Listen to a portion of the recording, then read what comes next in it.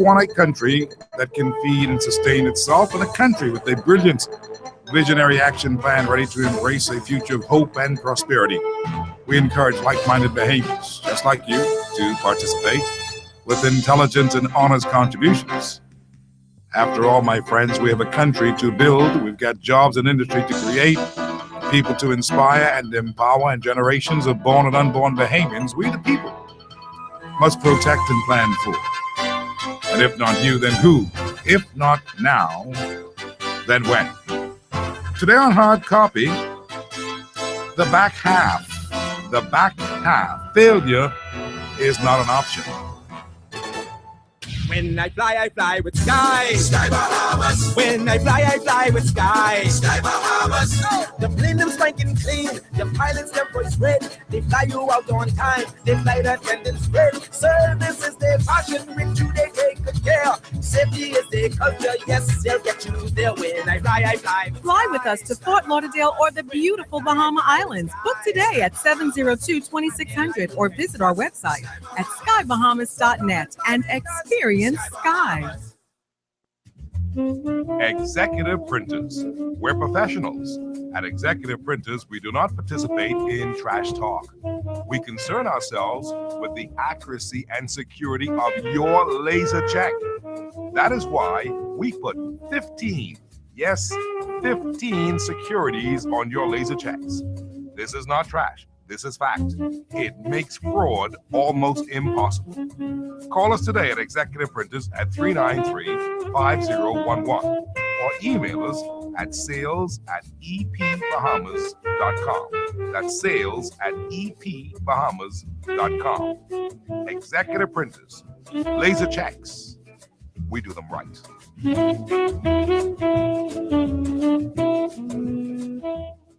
Do you feel trapped and unable to move because of debt? Are you trying to meet your monthly obligations but still falling behind? Then what you need is a fresh start. BOB's Fresh Start Debt Consolidation Loan will combine your existing debts into one easy monthly payment, restoring your financial freedom and getting you back on track with a built-in savings plan. Talk to us today about your BOB Fresh Start Debt Consolidation Loan. BOB, your bank of solutions. There's no other talk show like the show. If it's 5 o'clock, it's Hard Copy.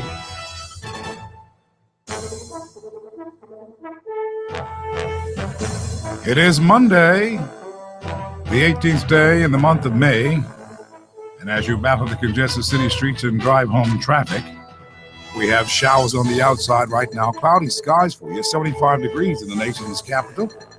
There's a low tonight of 74 degrees and a 20% chance of rain forecast for tonight. Thank you so much, my friends, for joining us on the drive home. I'm Steve McKinney. This is Hard Copy. And we're brought to you today by the Utilities Regulations and Competition Authority, IRCA, Bank of the Bahamas, the Bank of Solutions, BTC Every Day, Super Value, the All Bahamian Supermarkets, the McKinney Media Group for effective PR concepts and advertisement, Island Made Products, Ministry of Tourism, the Department of Labor Bachelor's Degree Official Notice, Advantage Insurance and Brokers, Super Wash, Ron's Electric Motors, Sky Bahamas, Colina Financial Advisors Limited, Executive Printers, Henry F. Store, and Le Bleu Ultra Pure Drinking Water. The back half. Failure is not an option for our country. While there are some who think or may be under this feeling that what they do is well done and nobody can question them, had better think again. Because not only for the governing party, but for the Bahamas, failure is not an option. We talk today about those things and more. You can call me on the lines at 325-0235 or 6. You can also send me a text by the BlackBerry today at 376-9234. You can also follow us on the World Wide Web at peace1075.com, cable top box 970, and on TuneIn Radio. That's on any Android. You can get us iPad, iPhones, whatever. And, of course, on Facebook, Hard Copy, and on Twitter, Hard Copy Bahamas. You can be a part of our conversation today.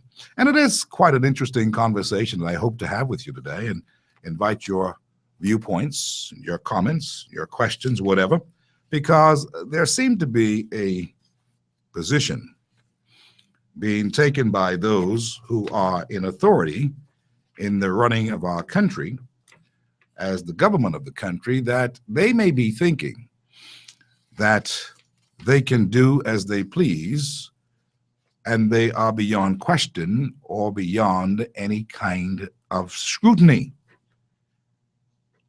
Unfortunately, there are some who are also convinced that all media in the Bahamas wish to inflict harm and lead the charge to destroy the governing party that now sits in position.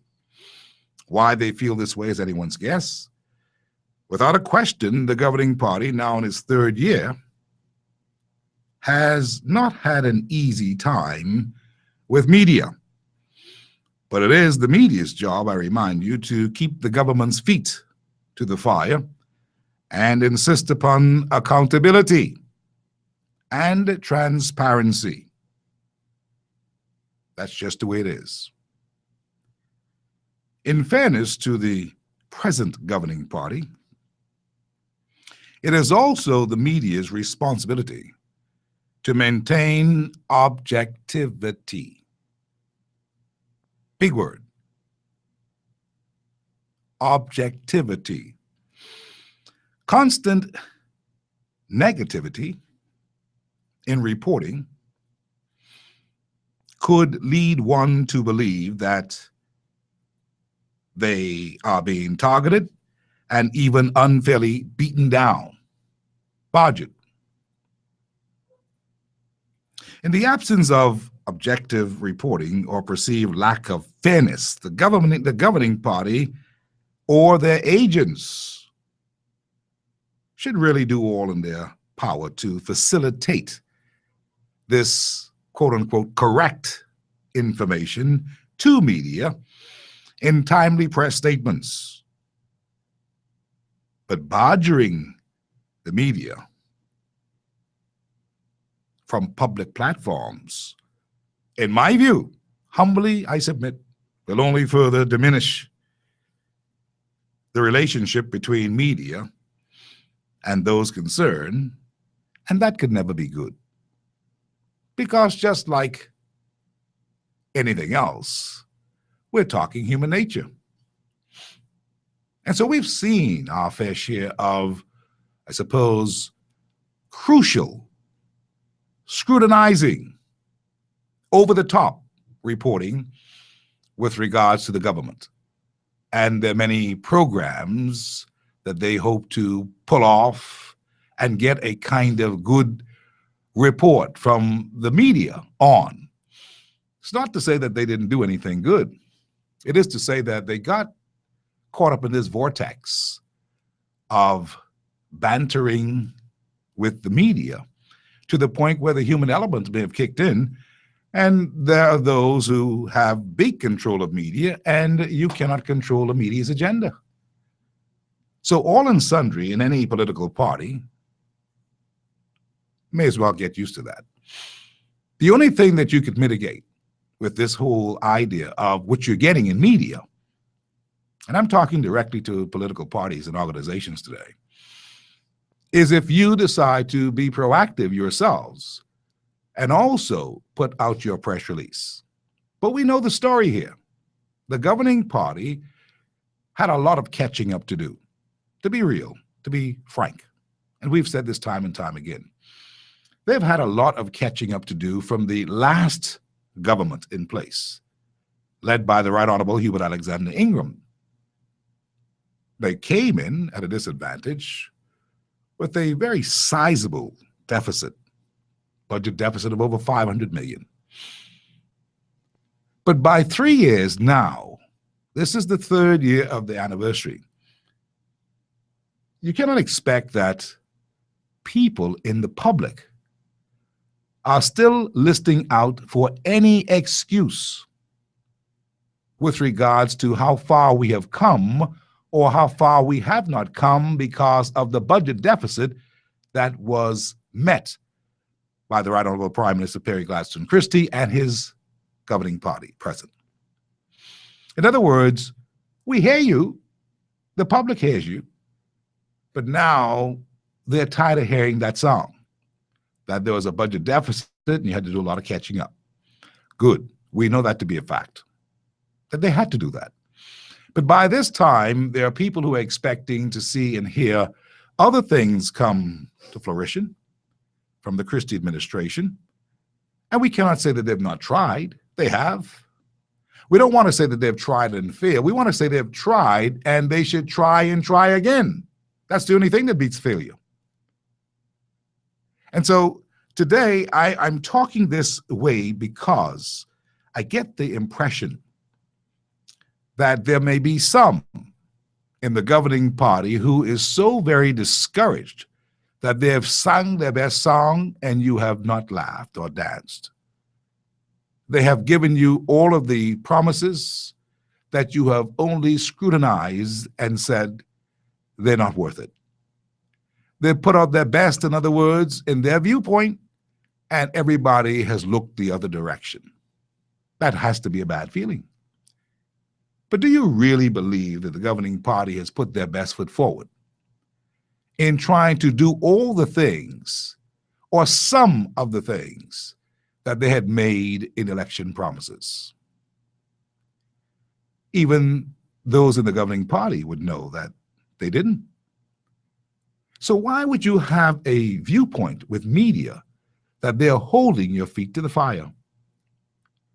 Media didn't tell you to make these promises. These are the promises that the governing party made. There were election promises. Some they tried to meet, and some they got a rude awakening that it couldn't work that way. Mortgage relief is an example. I think they tried with mortgage relief. But when the reality hit in about what banks had said, what banks were feeling, what the realities were with persons who had been delinquent in their mortgages, there was a different agenda unfolding. And that's where we are today. It is obvious that Perry Gladstone Christie is very concerned about his image, not personally his only image, not only his personal image, I want to say, but the image of his party and the performance of his government. He has to be concerned. If I was there, I would be concerned. It is obvious that the chairman of the PLP, Bradley Roberts, Big Bad Brad, has to be concerned about the image of the party. And I think he is. I don't believe that for 1 minute, that even if they were the ones on the public platforms ridiculing, criticizing media for doing its job, that they believe that. I believe that they're doing it because they would like for this relentless criticism to cease and desist. We all want things, but the reality is that we don't always get what we want. On Hard Copy, we tried to be very fair and balanced. We've done our jobs, we believe. Without sounding as we're blowing our horn, we've done our jobs to be very, very fair to all and sundry, opposition and governing party, to shadow ministers and substantial ministers presently in the cabinet. The truth is, a lot of them don't like the talk show circuit, where they can sit and talk in detail about what they are doing, how they are performing, and the ambitions that they have to build this country. In the absence of them not appearing with regularity and consistency on these talk shows, which is where the Bahamian public gets to measure what they are really doing, since we are an oral society, hardly reading anything. It is to the disadvantage of any of the ministers or the shadow ministers in the opposition to not come. It is not hard to sit down and converse and talk about the ambitions and plans in a movement of progressive forward march to build a country. I embrace that. But the truth is, they have been given invitations and they don't come. I was talking with the chairman this morning after reading a piece in the newspapers about the chairman, Bradley Roberts, my good friend, having somewhat of a concern about where media is going in the dissemination of information about the governance of his party. I can't blame him for feeling that way. But I also said to him in my brief conversation with him that if he can only get to convince his colleagues to make their appearances to these various shows, not just Hard Copy, but all straight around, and to really know what they're talking about and to give an account, maybe the perception of the governing party may change as to what they are doing. But certainly, in the face of all of the things that have been happening in recent times, the perception of scandals by some newspapers, the perception of delinquency and also neglect in the Rubis matter, the perception of not being on top of wanting to share information with media in the area of BAMSI. What do you expect from media? The reality is that members of the parliament and of the cabinet have not done a good job media-wise. They've not done a good job.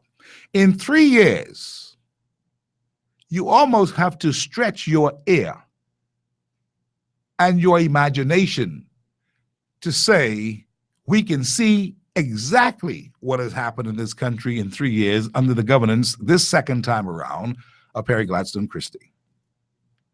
Whose fault is that? Is it the fault of the party's chairman? I think not. Is it the fault of the actual cabinet collectively? I think so. Is it the fault of members of parliament?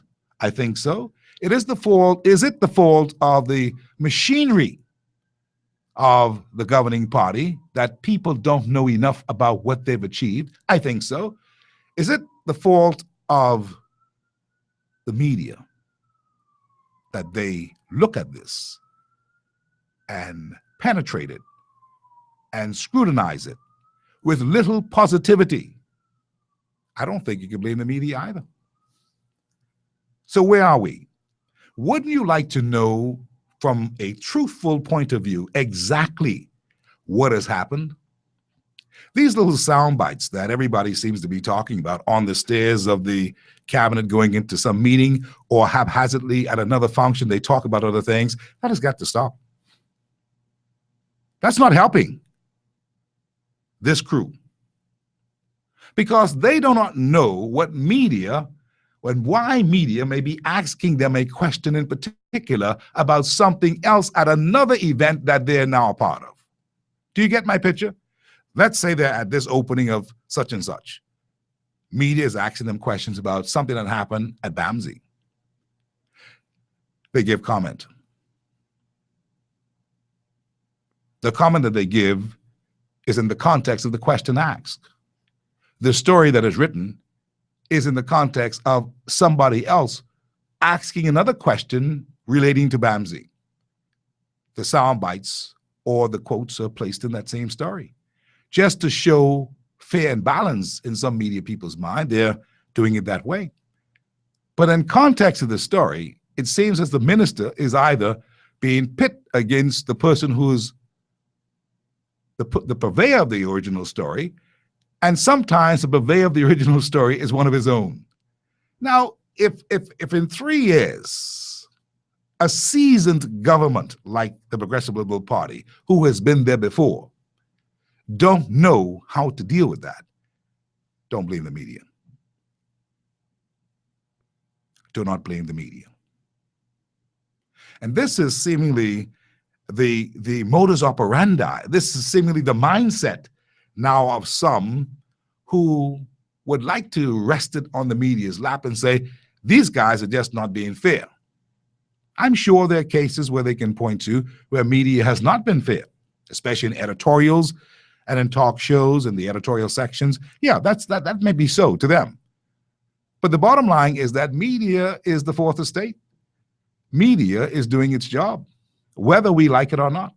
Whether it's very negative or very positive, it is what they see.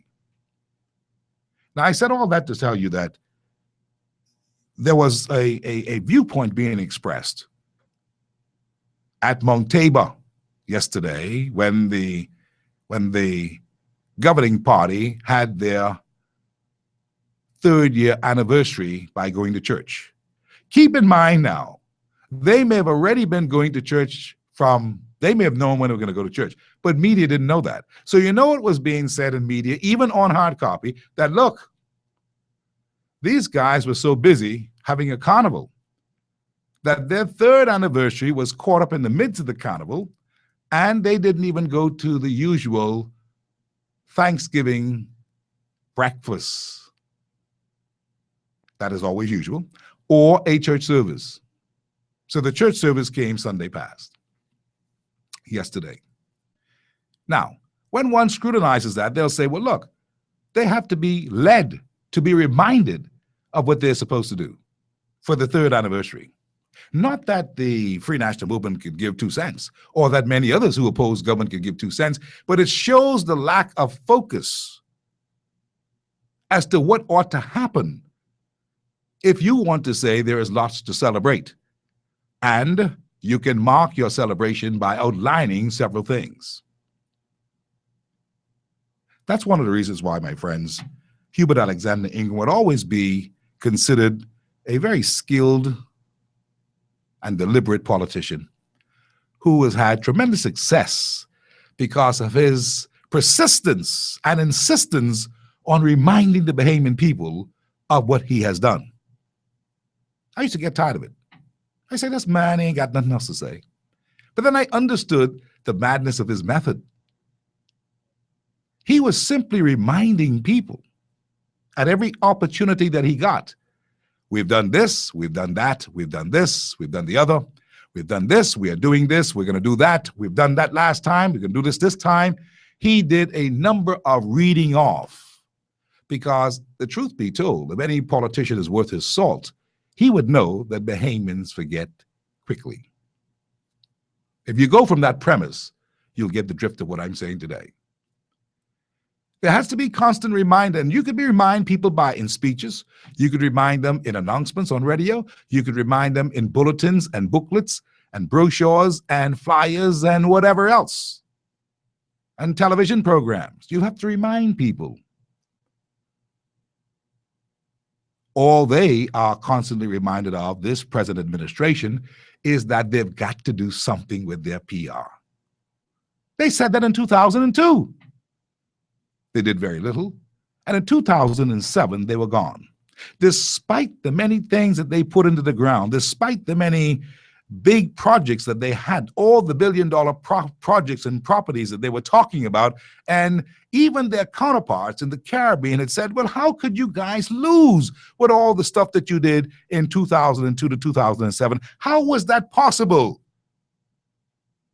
No government loses when they're doing a lot, but governments lose in the Bahamas if the people don't like you no more. So if you don't do your job and express what you are doing with periodical reminders for the consistency, then media who's saying you ain't doing nothing will get the spotlight. So don't blame the media. The big mistake this time around as I talk here today, and you can call me because I want to hear from you. It concerns me that there are some who believe that everybody has become their enemy because they themselves have been delinquent. Nobody ever looks at the mote in their eye, they look at the other fellow. Today, I come to tell you and challenge you. You can call me live. You've not done your job properly. There's no one to blame except yourselves. In 3 years, why is this important? Obie Wilchcombe knows why it's important. Fred Mitchell knows why it's important. And some of the others know why it's important because they've been in media. They know that the 3-year mark is the pivot point to make or break any political party. Ask Ingram. If you busy yourself in the first 2 years doing house cleaning and fooling around with what used to be, by the 3rd year, the people have made up their mind as to what they think about you. And if they think good, you could ride the crest. If they thinking badly and your image ain't so good, you better watch out. But many can do better by sharing their information themselves. The biggest question here today, really, for the governing party is, where's your fan base? Where is your support base? Your support base becomes very important at this juncture. Why? Because really, you only won by a certain percentage of votes. There was another party called the DNA that kind of like skimmed the votes off the top from both parties. How strong they'll be this time, only God knows. They don't look strong these days, in my view. They may be strong. But the point what I'm making is that when you do the calculations as any strategist, any commander-in-chief, any chairman, you'd want to be looking at a couple of very important things here. How strong is your home base? And how much have you convinced to come from one end to join you on your end? And if your answers to those real truthful questions are, boy, I don't know, or it leaves a lot to be desired, you better pull up your socks and pull up your pants and pull up your shoes because you're slipping. That's basic stuff. Public Relations 101. But to blame the media for your misadventures and your misfortunes could very well be the beginning of the long march to the barnyard. Because you can't, like how the criminals can't beat the law, you could never beat the media. That's just the way it is. From an informational dissemination point of view, these guys will go after stories that you didn't think was on the radar. So why am I telling you this? Because it's a bad taste when a governing party could be distracted by this so-called "the media don't like me" syndrome. Do your jobs. Get on the horse and do your job. And not only that, say what you are doing and publicize what you are doing. But if this government has been one that operates in secrecy, as they have been accused of, how do you do your job in a transparent manner if your way and your philosophy is to do it by stealth? Strong words today, right? You'll get over it. You have to understand that there's a place called truth. Truth is not only a thing, truth is a place. And when truth is a place, you've got to really decipher what this truth is. You've got to do it right down to who's your friend, who's your enemy, who's your allied. That's what you got to do. And that's in everything. That's in radio, talk show business. That's in business. That's in everything. That's in politics. So there's no sense in feeling badly because the media has gone on the fast track to say, hey, what's happening with Bahama? And have asked the questions. You can't get mad for that. It's all clear for people to see. It's not in the best of shape. You can't get mad if the media says, what's this Christie announcing again about Cotton Bay? Cotton Bay was announced in 2002. Look, listen, the public is not concerned about all the details of a Cotton Bay. You know, what they're concerned about is that you announced this in 2002. It didn't happen. 13 years later, you come back and you announce it again. What gives? Whose job is that to make sure that the details are everywhere in people's head? On Facebook, on YouTube, everywhere that you can think. That is the governing party's job. To make sure that people understand. It is also media's job to be fair and balanced in presenting what has happened. And so this time, media said, look, this project that was perhaps announced before has now got some new stimulus to it, in that a 5-star hotel will be a part of it, and that they're going to have this major world-class golf course. But the trick of this whole matter is Christie has no one to blame but himself. in bringing Dr. Louis Samianto back to the Bahamas to sign off on a heads of agreement. And in the heads of agreement, which is a big head step, big lead step, heads of agreement. But the heads of agreement does not say, it stops short of saying when this project, this $100 million project, will begin. You see, friends, a heads of agreement must have that in it. Otherwise, we're just talking political fodder. People will have the perception, as many now do, that you've made a major announcement like this to gain ground, to show that you're doing some things, but it's still not carefully thought of to the point where there's a date. Heads of agreement has dates in them. We start here, we expect to finish by this time. We're going to give you 300 permanent jobs, is what they said, or 200 permanent jobs or something like that, and 300 permanent jobs and 200 construction jobs. This is good in the big picture. There's no question about that. But when people read that and scrutinize that right down to the last T and for its most logical conclusion, you know what people say? What they are now saying. Yeah, we'll have to wait and see on that because this ain't even got no start date. So why make an announcement prematurely unless you were trying to do what? To get some attention of some bad publicity that, look, we're doing some things. You can't blame the media if that's how they think. It is your job now to correct them and say, well, that ain't so. But in the space, in the place of silence, the man who talks is king. So you can't blame anybody. Now, I'm hoping that this project in Eleuthera comes to fruition because the people on Eleuthera need it badly. The country needs it badly. We need an economic stimulus. Eleuthera people have not been working for a long time, probably 20 years, even longer, in any real way. A project on Cotton Bay down in Eleuthera would be a wonderful thing for the country. I'm optimistic about that, as I was optimistic about the one in San Salvador, the Club Med project. But there has to be consistency in reminding people about these things. You had a church service at Mount Tabor. You get up there and you say things that, you know, like everybody else was absent and you don't know what people are talking about. Sure, it is good. And I carried the story. When it first happened, Roberts made a press release about 2-3 months ago when it was said that they were turning the economy. They were turning the corner with the economy. And that there was great reports coming from the International Monetary Fund. There were great reports coming from the IDB. There were great reports coming from the Canadian Imperial Bank of Commerce, and so forth and so on, about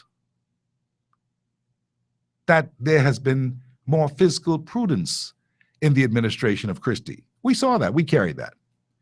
That was a big thing in Mr. Roberts' presentation yesterday. But again, we carried that, as most media did. Maybe not in a way that they would have preferred it be carried, but it was carried because it is true. That is a fact. We know that. We've acknowledged that. But that is a small factor. It's a big fact, but it rests as a small something in the midst of all the negativity that has been placed in headlines from the time this administration came on the scene. 3 years. Now, whose fault is that they're not doing anything to change that perception? Come now, the answers are very clear. You want to be a good steward, you've got to give an account. You've got to be transparent. You've got to be accountable. You've got to deal with certain members of parliament who come off as if it doesn't matter what they do. Nothing's going to happen to them. You've got to deal with that. If you don't deal with it, people are going to say, well, that group there, and they'll find a word for it. They corrupt. May not necessarily be so. But they will say, you know, nothing happened in the Alfred Gray matter. Nothing happened in this matter with the housing project with the small home repairs. Nothing happened with the Rubis deal with Jerome Fitzgerald. Nothing happened with the Jerome deal with the Noli Posse Qui. It was almost as if everything that went down is like, no, you all are wrong. Now, people aren't stupid. And these are the things that concern a lot of Bahamians, whether you don't like it or not. It shouldn't take away from the many accomplishments of what the governing party may have done, But the governing party, in the face of the media lacking the information, ought to shout it from the rooftop. This is what we have done. It has helped to build the country. If you leave it to your detractors or enemies to say it for you, it would never be said. That's elementary. And I open that way today because we are concerned about many things. We're concerned about crime. We're concerned about joblessness. We're concerned. These are the realities, friends. Don't get mad. Let's see if we can find a way of a solution to deal with these many problems, because there are myriad of problems that we have to face. And yes, don't get mad, Mr. Christie, if people say that we can't afford another tax with the national health insurance. You've got to understand how people perceive it. It's a lot to swallow one time. We are just trying to swallow value-added tax, and the timing may be a little bit too quick, but I know the timing is within your scope to get things in with the 5-year period, but you've got to know how to feed this people. You can't put too much in their mouth one time. They can choke. Pindling knew that. That's another thing. I understand that they don't really like our reference to Pindling too much. Pindling's dead, they say. In their book, not in my book. In my book, it is the yardstick to measure the success of this country. And that's how come we have something called history. We learn from that. We better ourselves from it.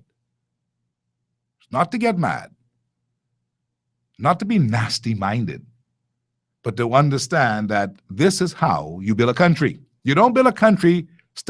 There were so many youngsters, and I have one of them in front of me, who perhaps was born in 1992. And the thing about that is that a lot of people believe the world began in 1992 when they were born. The difficulty now for the governing party is that a lot of these people knew Hubert Ingram.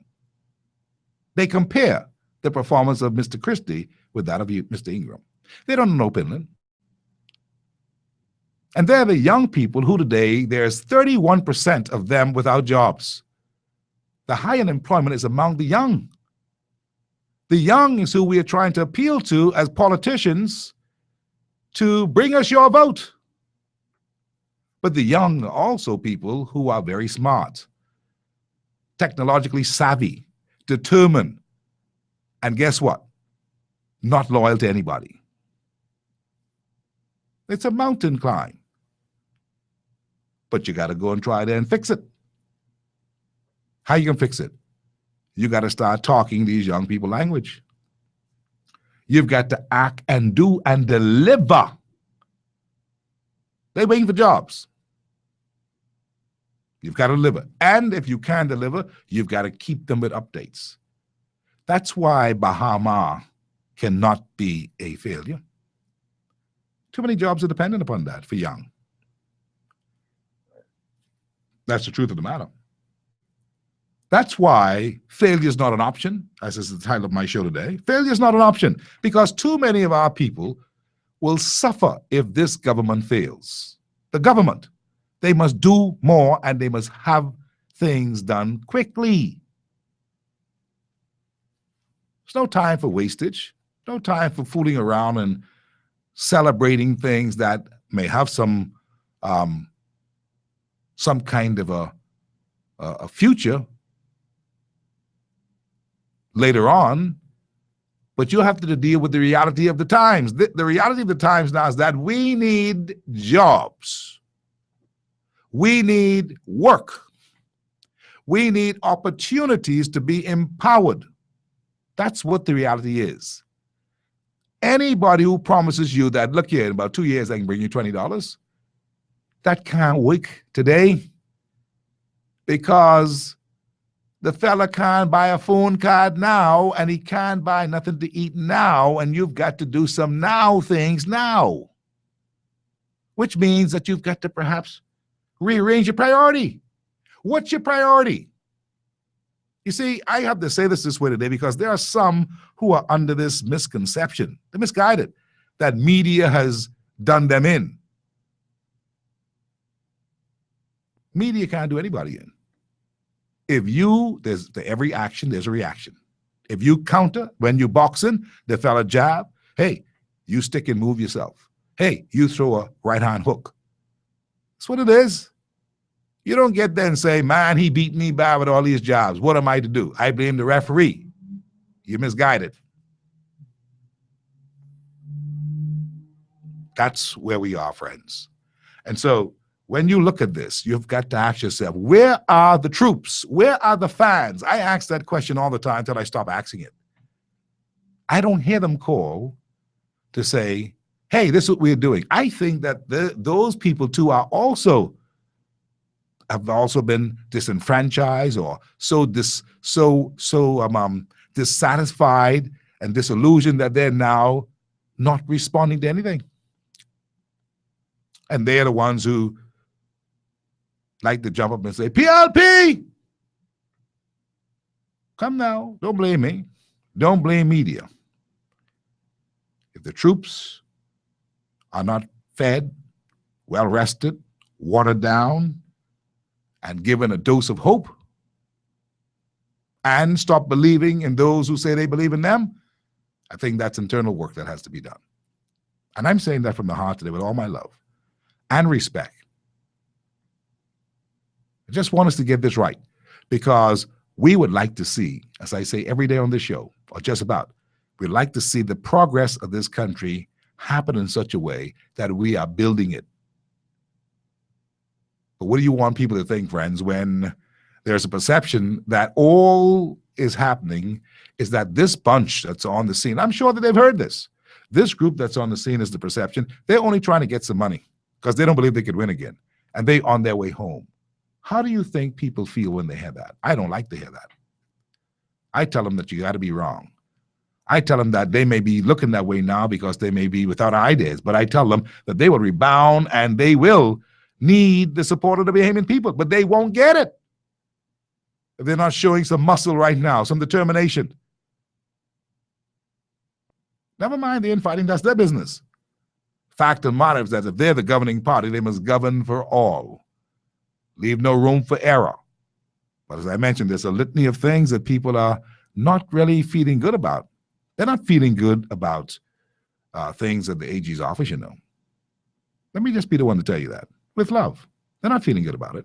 They're not feeling good about the Rubens matter. No, sir. They're not feeling good about Junkanoo Carnival like you all think. They love the experience. But do they have confidence in what is actually happening? I don't think so.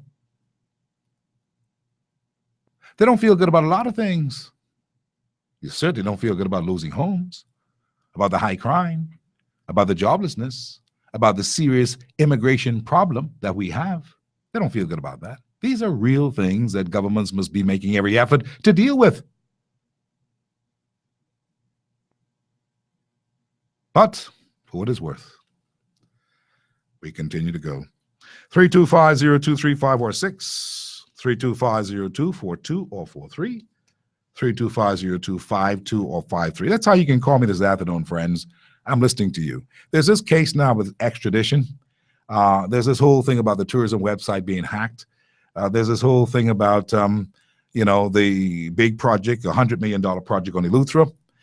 There's this whole thing about heads of agreement that must have the impetus. It must have the impetus. It must have the flavor.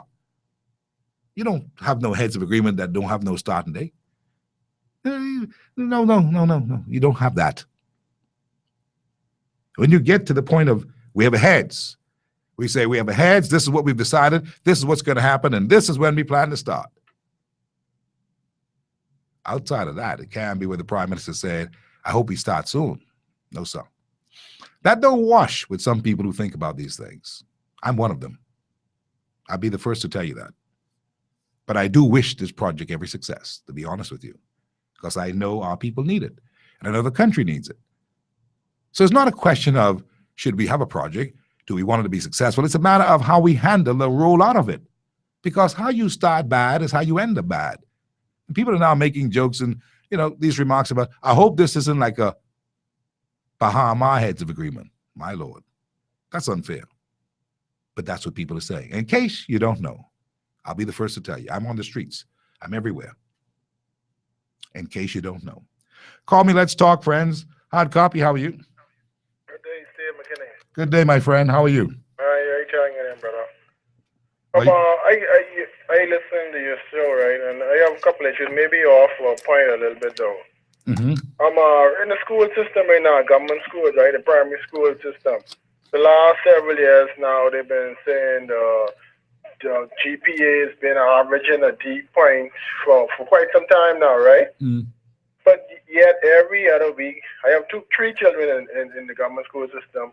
They're having some fashion show or modeling or half a day or teachers going home half day type of event going on. How many hours per week do the children actually spend in a classroom when there's always some activity going on? Yeah, I see your point. Let me answer this way as I cut away and take other calls. My friend, what you ask is a very important question, though we're not really talking about that in any big way today, but I'll help you here. Yes, there seemed to be a level of slackness in the system. I can't directly blame Jerome Fitzgerald for it, but I can tell you he ought to investigate it. There seemed to be more focus on the trivia than there is on things that can help to educate, edify, inform the youngsters in the care of those who are supposed to be teaching. It's a lot of things that happens. It's not right, and I'm hoping that your asking that question today would provoke some minds to want to take a look at that throughout the entire system. Because first and foremost, I don't believe, based on our grade system, the way that we grade, I don't believe that our children are no D students. That's not true. That is something that's perpetrated by many persons in this country to get a different type of employee in this country on work permits eventually. Now, how does that link? What do you mean, Steve? What do you mean? Yes, let me tell you. Presently, there's an advertisement that's on the radio stations, on this station, on Love 97, on ZNS, by the Department of Labor. The Department of Labor has put out an announcement, very important, and you'll hear it in a minute here. It says, everybody who has a bachelor's degree, everyone who has a bachelor's degree, ought to go to the Department of Labor and register that degree and their ability, their capabilities, their qualifications at the bachelor's degree level in any of the sciences. Doesn't matter. You know why they're doing that now? For people to register, even if you're not working.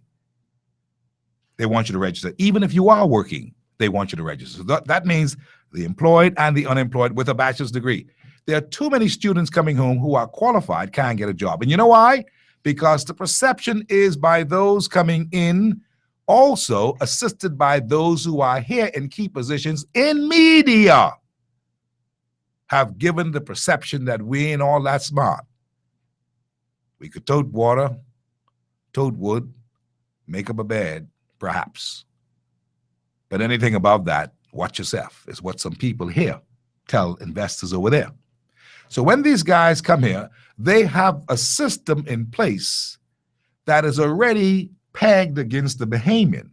Because guess what they ask for now in these positions? They want somebody with a bachelor's degree to be able to apply to be, let's say, a teller.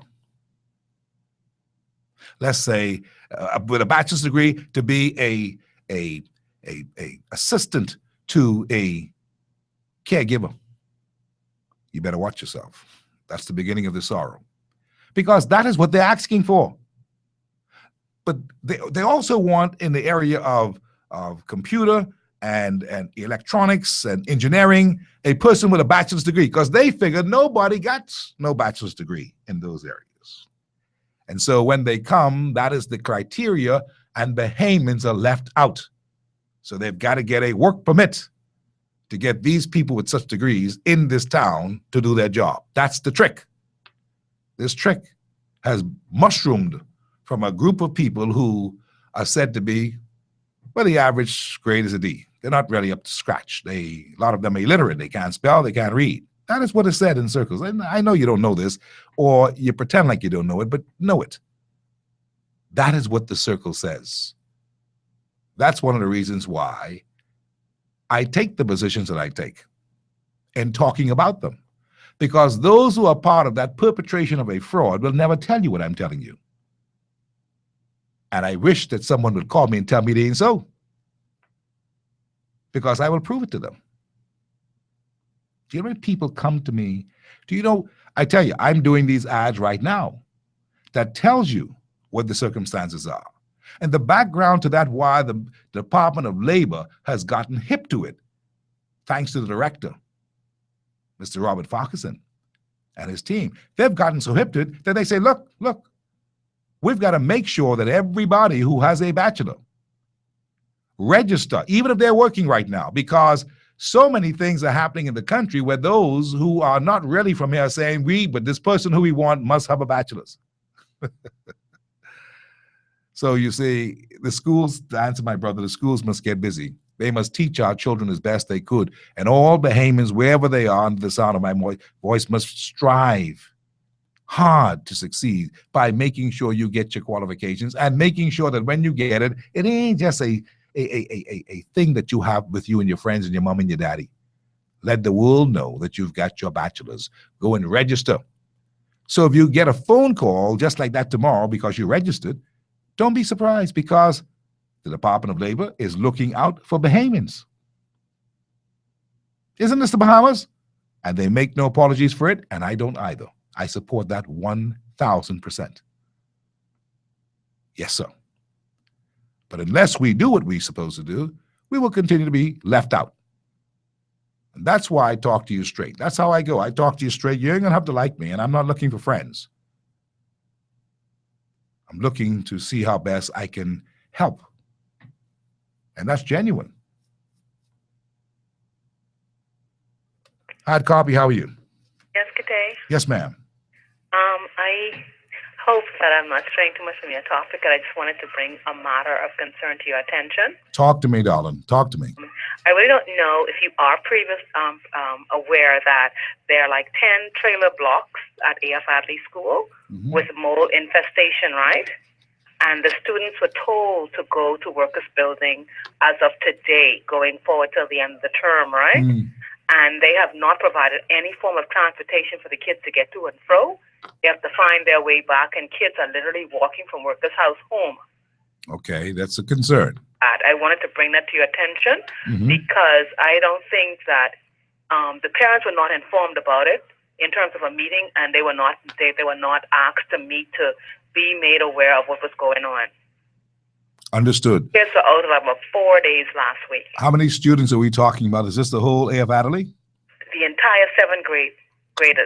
All the seventh graders are doing this. Only the seventh graders they sent down in the back of the bush. Okay, so this is about how many students are you talking about? I call it Workers House the back of the bush because the kids literally walk from school every day. And to school and from school. But right now they put them to Workers House, and the kids are literally walking from their home. I got out at about 4:20. I met a girl walking on the street by herself, and she said they are walking from Workers House home. Okay. Well, listen, I'm happy that you've registered with me. Allow me a chance to check it out and to get back with you. Yeah. I will do my best, but I hear your concern. There's a lot of concerns. That is a very, very busy highway. We've had a number of fatalities there. Right. And certainly, yes, there should be some transportation provided. I don't know if the school or the government or the Ministry of Education has the wherewithal to do this. But I do want to encourage students to do go as best you can and get your education. But at the same time, we've got to be very cautious about how we have them across the streets walking when parents are not looking for them to be anyplace else except on the grounds of A.F. Adderley. Right. And that's what I'm saying. My concern is that they have a lot of space on the property that's not being maximized or even utilized to house the kids there instead of sending them way down the road and they having to walk from their home. Yes, I see your point. I've marked it down. Right. I shall follow it up. I thank you very much. My pleasure. Thank you very much. As I say, people tell me things all the time. Sometimes privately, sometimes on the air. And then we should be listening so that we can make some improvement to that. Okay, we can't have kids in buildings where there is mold because we've got enough sickness now. And we certainly can't have them being vulnerable to traffic fatalities or some accident because they're in abundance on the street. You know just how children go at that age. So if there's space on the school grounds, maybe we ought to take a look at that. I don't know the particulars, as I said, and I don't want to judge. I don't want to jump to a conclusion, but I do hear what the lady said, and I appreciate the call. Hard copy, how are you? Good afternoon. Hello. Yes, sir. How you doing? Steve, you know, a good indication that the government isn't doing anything right is, you know, you don't hear Bonnie, you don't hear Pauper, you don't hear LH. You see what I'm saying? What's happening with these guys? And then, you know, the other day, you gave a date when all of y'all pandering to them stop. It's for real. Mm-hmm. It's for real. It's happening. And the government is doing nothing about it. They're not trying to give us the answers. They're not trying to listen to the small man. They're just doing what they want to do, Steve. Well, you know, you're right. And obviously you listen to the show all the time because I omitted to say that, but I did give them a date for if they don't want to come, then forget about it. And guess what? You know that date is here. That's right. Because I did say at the 3-year mark. That's right. So, you know, I mean, you've given invitations. That's They've right. not come. You've asked them to be here. They've not attended. You've asked them to even call in. They're listening, but they're not doing it. And there must be a reason why. Why do you think is that reason? When all it is that we're supposed to be working together to build a country. But they have the Broadcasting Corporation of the Bahamas. They have a whole television network to do what they want to do, but they're complaining about NB12. Yeah, there are a lot of complaints about it. You're right. They could do the same 24-hour talk show thing, and they could come on with their people and asking them the question. Absolutely. Absolutely. I agree with you. But they ain't doing nothing, Steve. Yep. They're Well, just hiding in the closet. well, he who does nothing should expect nothing.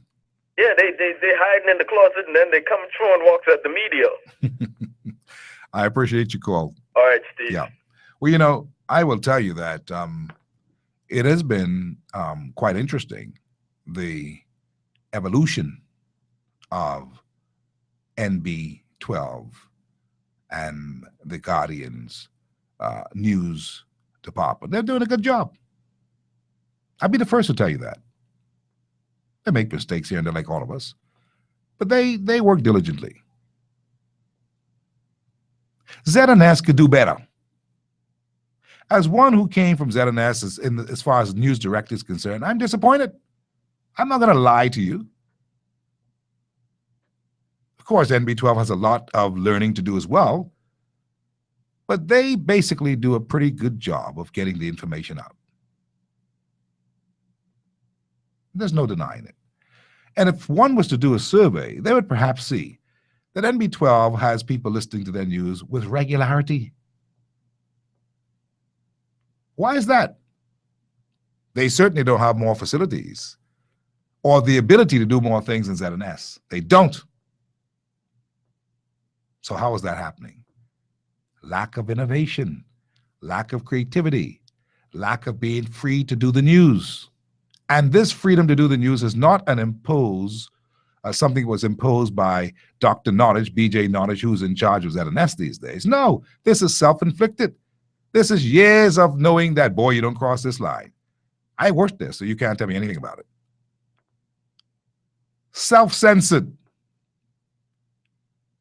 That could be good in a way, but it also could be bad in a way. You know the amount of public service broadcasting programs that could be had on ZNS? Do you know how ZNS can turn things around tonight? They can invite young producers who are producing film that are putting it on YouTube. Good stuff. They want you to pay for it. No young fellow with no resources is going to be able to put a nice little documentary together on Wood Rogers or on the Governor General's and then pay for it to go on. The market is saturated. You say, go get advertisement. Let me tell you something, buddy. The market is saturated. There's not enough commercials to share between all of these stations. It is rough. You've got to be innovative. You've got to be creative in this business. So you know what? That's their problem. And it goes right back to the Christie administration, because anybody with all of that arsenal at their disposal and is not utilizing it ought to be faulted, and I'm putting it mildly. You can't get mad with nobody else, and you got all that media. How many radio stations? 1, 2, 3, 4 Northern Service. Television. There's no way. There's no way. But maybe it's a point of them believing that people don't listen to ZNS. But I listen to ZNS. People do listen to ZNS. Maybe it ain't ZNS' fault. Maybe it is the administrators who are running the show. They got a very good person in Diana Swan, who's up there now. Diana. They've got a good person in so many of the other youngsters who are up there. So maybe that's another reason why. There's some other reason why that's happening. But all of this is a part of the, what I would call the criticism of this administration. And you see what people say? They got ZNS. Yeah. What is ZNS? What is that? It's a tool to do what? Disseminate what? Information, in addition to who? Bahamas Information Services. To do what? To disseminate what? Government information. So that what? You, the Bahamian people, could be what? Edified and educated and entertained and informed. Anyway, 325-023546, 325-024243. It's about, what are we doing here? Failure is not an option. Not for the governors of this country.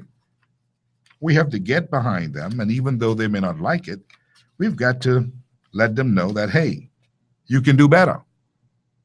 In this back half, the back half meaning the last mile of the way, you then reach the 3-year mark. You want to know the reality? The reality is that normally this is the point where you're doing so good that you could cruise, or you're doing so bad you've got to play plenty defense to catch up. One of the things you don't want to do, you don't want to irritate media more than it is already irritated. You want to now get on your bicycle and push out all the positive stuff as much as you could. You want to embrace, you want to gather. That's what you want to do. But how can you do it when one of the biggest mistakes that have been made so far in this particular administration? See, nobody has given these guys a critical report, you know. They want to hear this. They're listening. And they should be taking notes. Some of them laugh, say, listen to Steve, but take a note from him. You don't have to take notes from me. I'm going to say it anyway. One of the biggest mistakes that the Christie administration made in this term, this second non-consecutive term, was that they got rid of all their PR people who they claimed helped them to win the government. When the truth of the matter is that they were misdirected in the first place.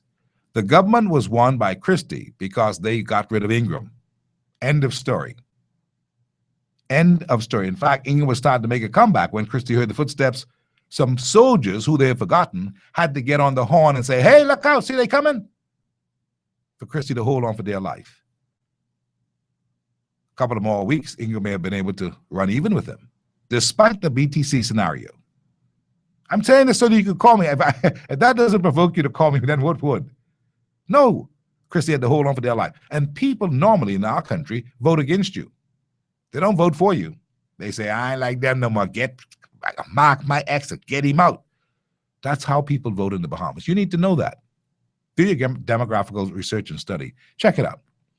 That's how they vote. So what Christie did in this dispensation was to dismantle too quickly his public relations team that reportedly got him elected.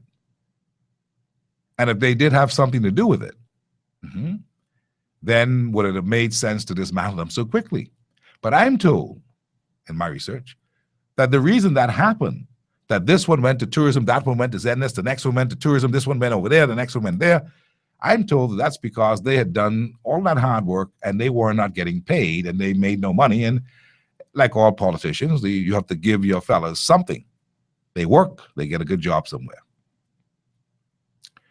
but getting a good job somewhere and leaving the party without the defenders of the philosophy and the ideology and the plans could be to your detriment. And that's what happened. No one is there who can send the information out the way it was. You can't send your PR fella to BIS and expect him to propagandize government information. It can't happen. See, that's the trick. That's the trick that Ingram always had, that these guys can't seem to learn. For these people, but you got to keep your machine in the body so that you can defend, so that you can what? When people like Steve them come on the radio talking what y'all call foolishness, they can defend it. They can ward off some stuff. But Elcott Colby can't call me from BIS and tell me nothing.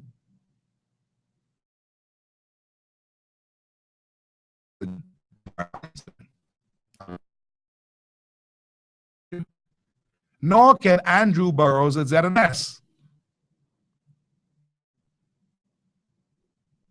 Want me to name some more?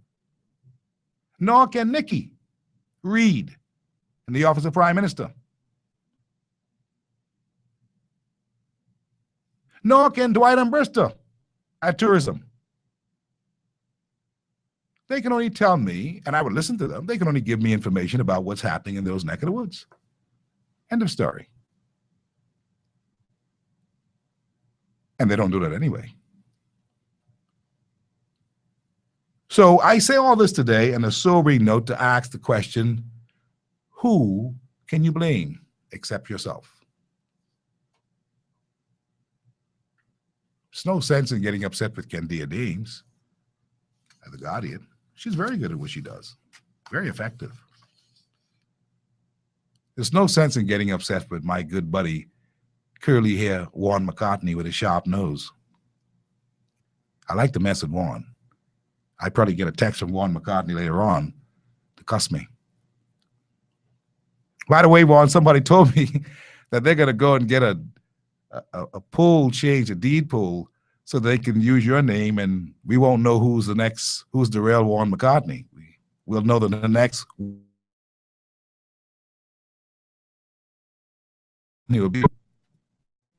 What?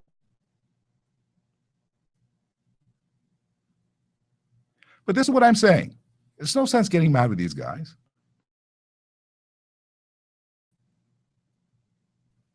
Makes no sense. You get mad with me all you want. I don't pay you no mind. Because my philosophy is who God bless, no man curse. And God blesses me every day. That's my God. All I really want to see happen is this country take off. How is it going to take off? We know we have some problems. We can work them down. We can work them together. But when you begin this thing of separation, that boy, these people trying to kill me, and we gotta kill them. You're not building a country. And I would wish that the governing party would take stock. The Tribune is going to report what the Tribune sees. So will the Guardian. So will all the media houses. There's no such thing as they are on our side. That doesn't work in journalism. We are neutral. Even if we're not, we are neutral. So you can't go around the place counting about he on my side, he is my support. No, sir. You send your news out through your people, and fair play will always happen on the stations. Certainly happens on mine. I see to that. Oh, I row if they ain't being fair, because I believe in that. But I'm just a little small station. I'm not a big conglomerate like the Tribune or the Guardian. I'm not big like that. I just do my part. I only got a station. I don't have a newspaper, a television thing, and a radio station. I got one little radio station. And I know they listen to me all the time. It ain't no brag. I know this from our own research. We know. So all of those fellas out there who believe that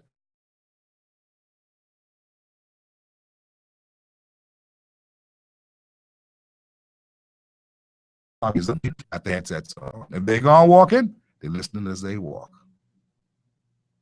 If they're in traffic, they got me locked right on. Because they know, with me, I'm going to give them the truth. Now, talking about Zen, I got something to share with you before I run to the break.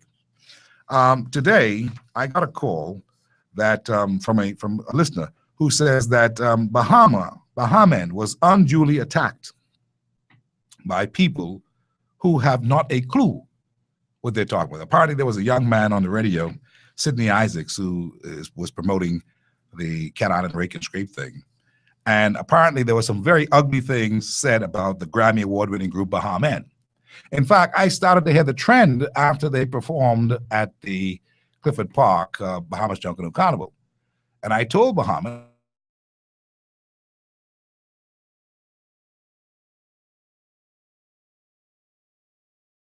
your caliber is different. Your pedigree is different.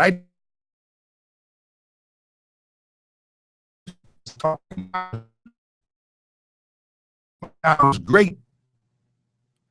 His level and his pedigree is a different kind and a different style from Bahamen, who was a Grammy Award winner, two-time Nickelodeon, two-time Billboard. You saw Billboard on TV last night. You got an appreciation what Billboard is now? Well, we didn't win that twice. Bahamen. So anybody who wants to talk bad about Bahamen is simply a hater. And that's what the young people say. You're envious and jealous because you cannot downplay the pedigree, the class, or the style of the Bahamen band. And they have made their accomplishment and made us proud as Bahamians, even if some of you who want to jump up and shake up can't appreciate the music. You better be careful how you try to badmouth Bahamen. Because I happen to know that in the next couple of days, when you see all of that stuff that they did at that place, at Clifford Park, which is top-grade quality stuff that has already gotten rave reviews from Sony and their affiliates that want this material right now because they see the world market for it. You have no idea what you're talking about when you want to compare a Grammy Award-winning band for your own small politics. And a lot of this is being perpetrated, I believe, by those who don't have no respect for Bahamians and was happy that some people didn't enjoy Bahamen at the concert. And it's because they were out of place. They in business there. That's how we say it. If you lower yourself to a particular level,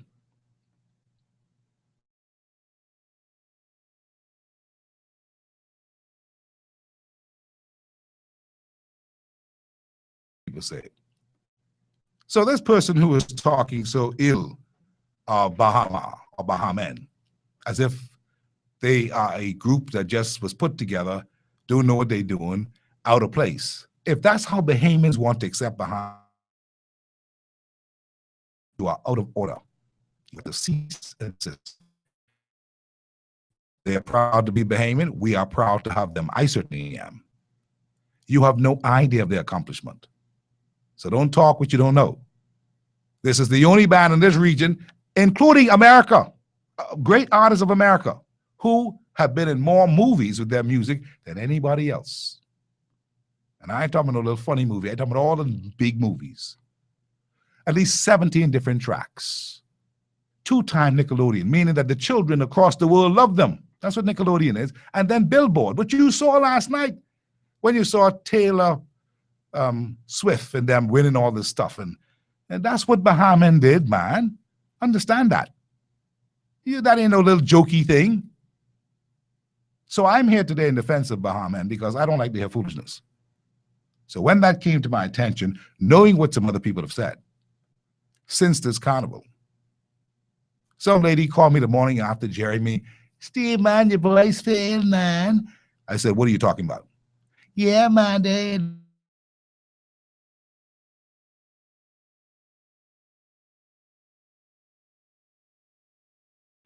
professionalism far exceeds the expectation of those who just want to jump up and move to the left, move to the left, move to the right, move to the right, get down, low, low, low, low. That's what it is. I call it as I see it. I don't care if you don't like it. I make no apologies for it because I happen to know that that's what it is. And that also tells me how we as a people can be very critical and ungrateful to people who have accomplished a lot to put us on the map in many regards. And we've had many great heroes in culture, music, sports, arts, and entertainment.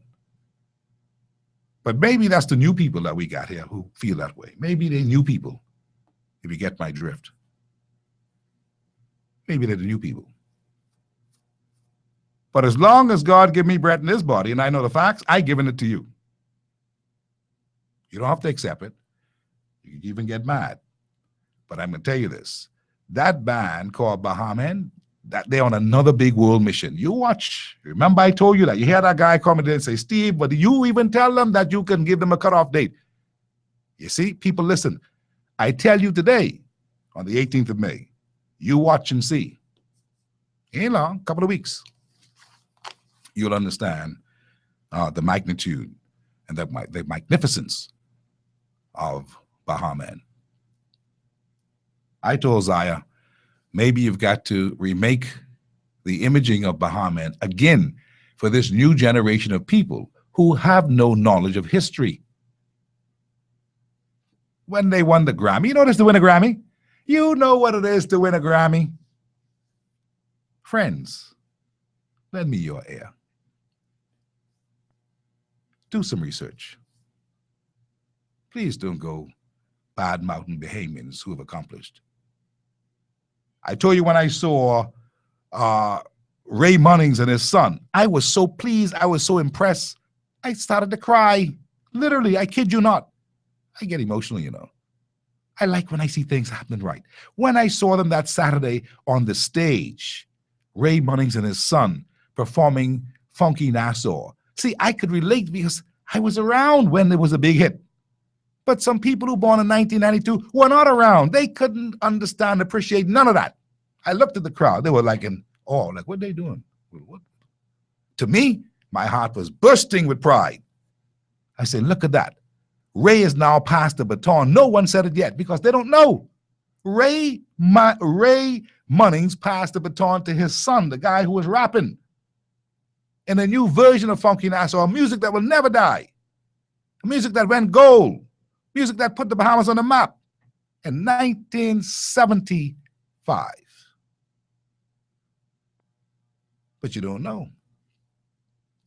You won't pull down stuff that you meet here.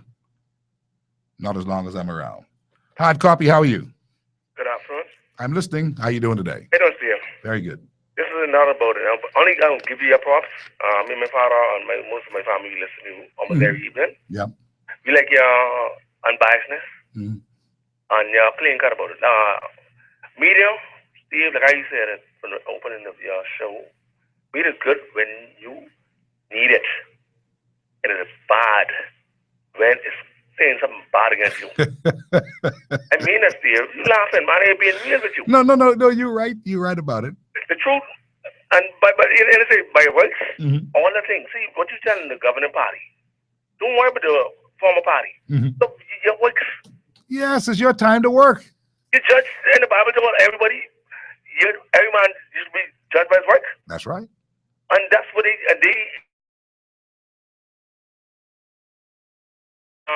the whole time they call them. So that was more people and price stopped. I mean, price well. Forbes. So. And those kind of people, they supposed to be running that nest. And thanks for your work. And please don't give up, man, because I hold on forever. But that's to tell you, thank you for your job. And please don't give up. Keep your foot in the fire. I will. Thank you very much. Absolutely. No. Talking about that nest. Many great ones have passed through there. He just called too. Silka Forbes, my good friend, and Wilshkill, my good friend. And people don't like me to say that, but they're my good friends. But that don't mean that if they come on the show, I'm not going to put the question to them, because Picewell could tell you. And Picewell finished with me during the CARICOM thing. He said, boy, but Big Mac, man, you take me through the rope. It was a good thing I was ready for you. Yeah, because I can ask you the question. You're in position, do your job. Do your job. Now, nobody could say that Fred Mitchell also worked at ZNS. So did Ed Bethel and Kelsey John. All these people are now in the governance somewhere in the world. I think Johnson is in Canada doing a job as the ambassador or high council, the high commission. And Ed Bethel is in London. These are people who passed through the doors of ZNS, who've done good, and they continue to work well and try to help wherever they could. Their party, their government. That's the way it is. Brother Wilchcomb, well, I like Brother Wilchcomb. I tell it to his biggest detractors. I think there's a lot of promise in Brother Wilchcomb. I do. Learn as much as he could learn, and is proud of it. Read Piddling's readings. Instead of becoming jealous of Brother Wilchcomb, they ought to learn a little something from him. He knows what it is. In fact, I had something here on him to tell you today on hard copy on this May 18th, is this, that the Minister of Tourism speaking to the Bahama matter has been upfront. That's big. I say that. He's been upfront. Have you heard me say that about anybody else? The Minister of Tourism speaking to the Bahama matter has been upfront. That's a mighty accomplishment in a time when the perception is that these guys are operating in secrecy. These guys don't know or are not telling us the truth. See, not only are the local players, media, government, and labor force concerned about the predicament Bahama finds itself, but the various five-star hotels too, is what Obie Wilchcomb said to media. That's being upfront. The Honorable Obie Wilchcomb is on record as saying that the owners of the other brands affiliated with Bahama Project are very, very concerned, gravely concerned with the present status of the $3.5 billion project, which is yet to open despite 3 different announcements of opening dates, 5 months late. Did you realize that? According to Wilchcomb, all the brands are still on board despite the setbacks. That's good news. Because, see, don't take that lightly. See, it's an update. We didn't get that from anybody else. We got that from Wilchcomb. We've been asking so many other people, and they've not been upfront. That's what I mean when I say these things mean a lot. So from where we are last week when Christy says, look, I don't believe it's a money problem, that why Bahama can't continue. And then the next story said the next day, well, the fellas can't pay the contractors. So if they can't pay them, what do they pay them with? Water, food, or money? You see the difference? Now, that's not pitting Wilchcomb versus Christie.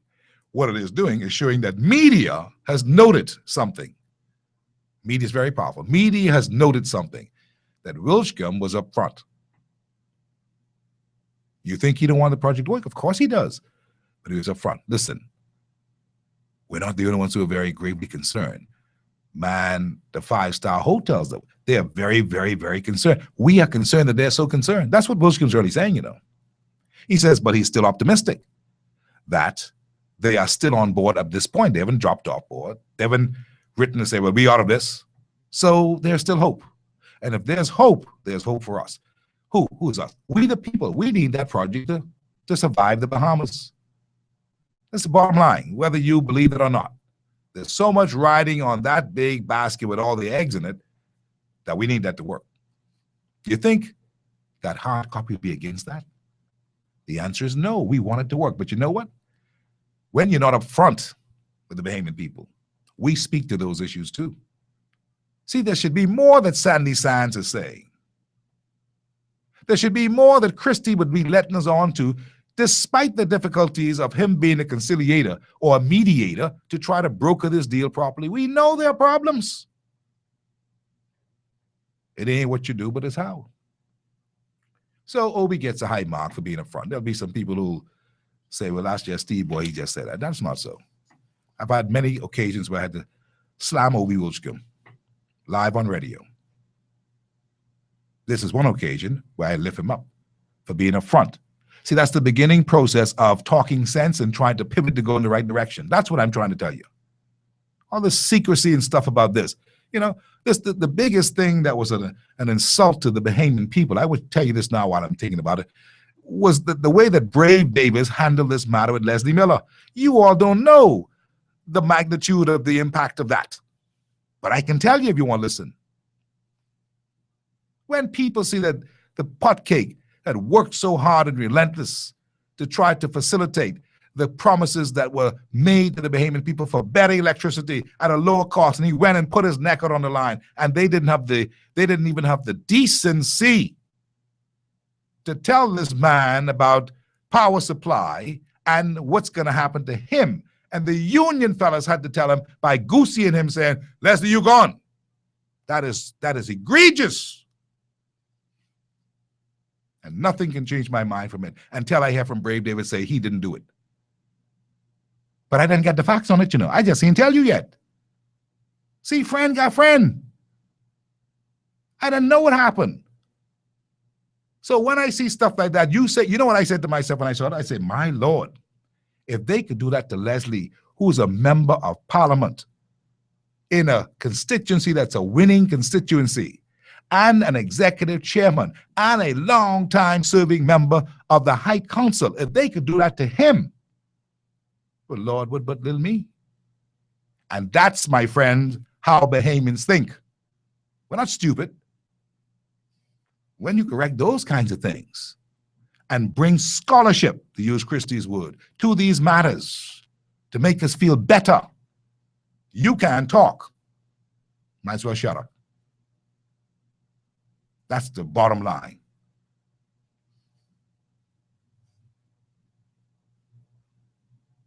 Hard copy, how are you? I'm okay. Steve, how are you? Good, good, good. Okay, I didn't want to bring this thing with Bahamian up. This is the Ancient Man.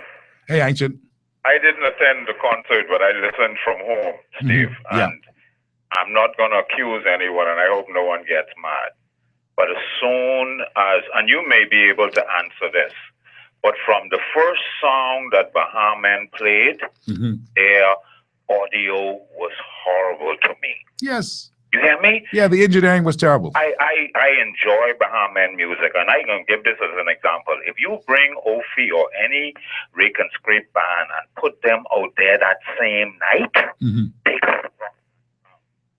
I didn't hear you. They could do what? Then they could have rocked that crowd. Something went wrong, whether intentionally or not, with the engineering of that performance. You hear me? This is my opinion, listening to it from my house, and you know where I stand now. Yeah. You hear me? And I am being as fair as I could. I heard everyone clearly.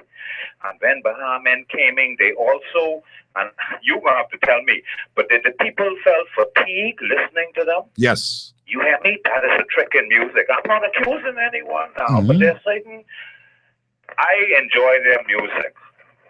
I think Bahamians would have enjoyed Bahamian a million times better had there not been something with that system. You hear me, Steve? I didn't even call. I hear you. I got you, Ancient. Something wrong with your phone. I got you loud and clear. I hear exactly what you're saying. I thank you for your call. Well, you know, I suppose when people have an attitude toward individuals, there's more than one way to skin a cat. There's more than one way to skin a cat. And that's why sometimes, you know, you would do well to leave certain things alone. See, I was Miss Wee's son, right? And Miss Wee's told me a long time ago, boy, know your place. Don't try to hang around a big company who ain't interested in you. You stay in your place. But you say what you got to say from the place where you stay. Same impact. I learned that. That's my brought up, see. Can't help it. And I've had many wise people over the years guide and counsel me, you know. Miss Wee's son from Chippenham. Know your place. And maybe a lot of us know our place. We won't get in the kind of jams that we get into trying to be in somebody else's space, trying to impress them who will never be impressed with you because You ain't one of them. You are not in the circle. You only fooling yourself to believe that you're in the circle. They ain't got you to study. You got to know your place. That's just the way it is. Pick that to pieces. Hard copy, how are you? Good afternoon. Yes, sir. All right. I'm going to try to control myself this time. You were talking about people who come into this country with bachelor's degree and why situation is such. I said some of those people coming into this country don't necessarily have to have bachelor's degree, especially if it's a conspiracy to do from somebody else, and I believe it's a conspiracy by WTO when they're getting ready to bring in all kinds of people into this country and take our jobs. Like how you mentioned with the teller job, right? At the time I was 17, I was in high school. I was still in high school in grade 12, and I was working in the bank. The highest degree I had then was a GC in science, and in biology, and in English. And I didn't get any grade higher than a D. I got E's and D's. But I was such an outstanding student at that time, at 17, that they had me working as a teller in the bank. There you go. And I didn't need a bachelor's degree at that time. Yeah. And I feel like the same situation exists now. We have students that graduate with proficiency in the computer. Yeah. So, they your point. To handle that kind of a job. Your point is well taken. The trouble is, and I only use the teller as an example hypothetically, but there are a number of jobs, especially in the area of engineering, computers, electronics, that kind of a thing, that they're asking for bachelor's degree, because a lot of these projects, especially in communications and all that now, they want to do some other things. And the investors who come in, they can have their way, because once they make the mark higher for where an area is a career that we don't have that many people with the bachelor's degree, the requisites that they're looking for, then they bring their own people in. That's what we've got to watch out for. And I think the Ministry of the Department of Labor is doing a very good job in looking out for that. Excuse me, sir. I want to mention to you, I feel like the conspiracy goes very deep to the point where they have influenced the Ministry of Education to dumb down the system where we have our BTC, for example, where the majority of the students cannot pass above a D, even though they are very brilliant, because our standard is so high. And so they could make it seem as if we have dumb students in the Bahamas, and not regardless of the fact that in 1986, this was the smartest nation in the world.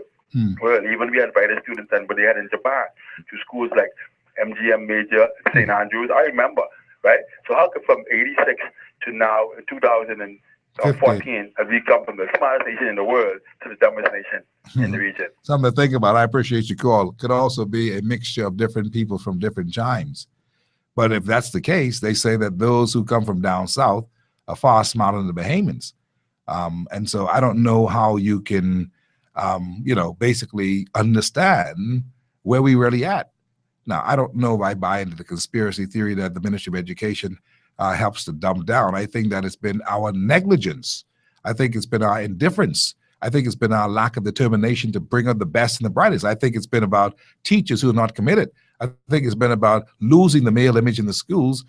People like Johnny Lee Ferguson and many others, Hugh Bodie and these people who in fact, not Hugh Bodie, Hugh, what was Hugh's last name? He used to be at Aquinas. Oh, goodness, he's dead now. But anyway, you know who I'm talking about. The bottom line is that because we don't have that kind of a discipline now, and it all has to do with lack of pay.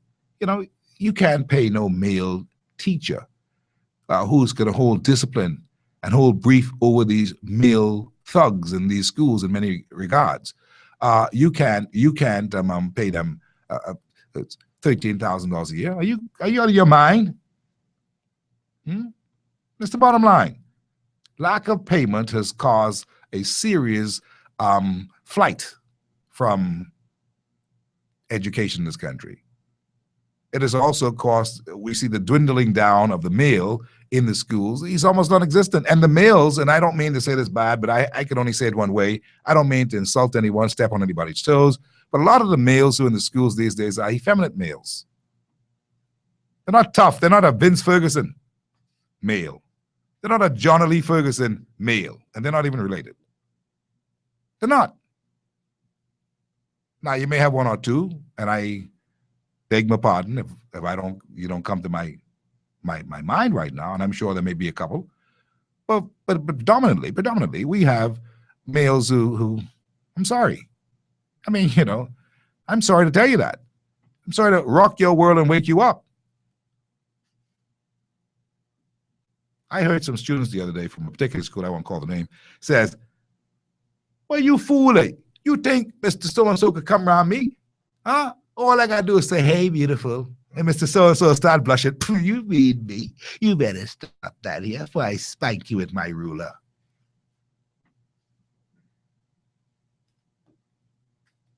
Yeah, it's the truth.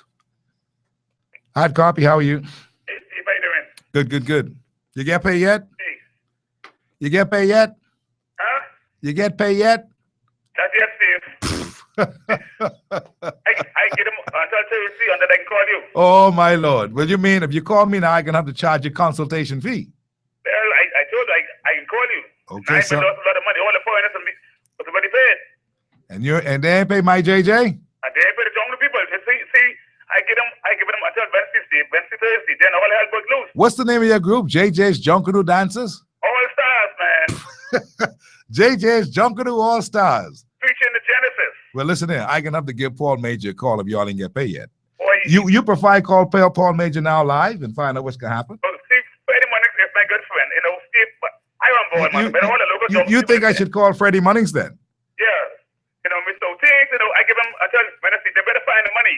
Okay, well, Wednesday it is then. I will work with you. You are a good man, JJ. I know, Steve. And I know what the office is. Let the foreigners can pay all this money, and we people believe that our staff pays money. Well, I believe they can pay you. I believe they can pay you. For the cheap Fort cake. Yeah, I believe they can pay you though. If they got to pay me, I said, we'll be nice getting people.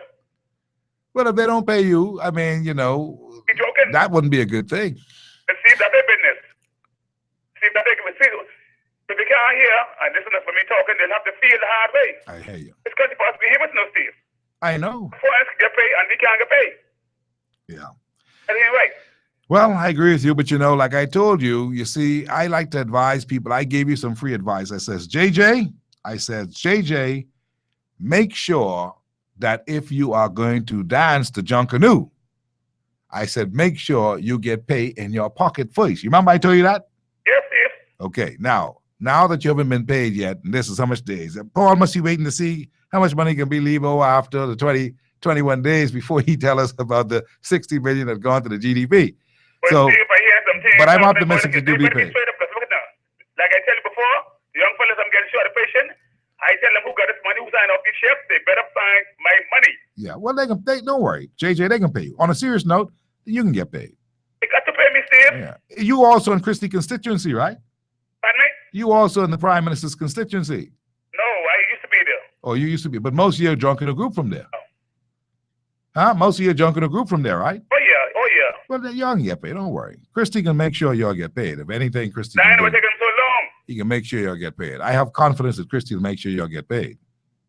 But Steve, you know, like I say, some good people still in this beautiful country. And gone are the days when we are afraid of politicians. Come days finish. The line and guess what, Steve? On the street, everybody terribly mad, tired. People getting hell. The foreigners taking over our country. The politicians they listen to us. They doing all the shady deal, all this organized, all this airspace money, Steve. We need to get our things, man. Yeah, well, you know, there's a way to do that. You've got to speak loud and clear and say to those persons who are in the governance that these matters concern you dearly and you would like for them to address these matters. You don't want to hear nothing else except how they're going to address these matters. And Steve, they can try to hanky-panky and do shady deals. All that oil they're digging now, now, we can shut that rig down. We can shut that rig down. The BME people want that oil, that's our oil, and any shady deals. Steve, I listened to the news last night on one of the foreign channels. And the government of Egypt, the people say the former president can get executed, and all those guys who treat people bad. So that is a wake-up call for our people, man.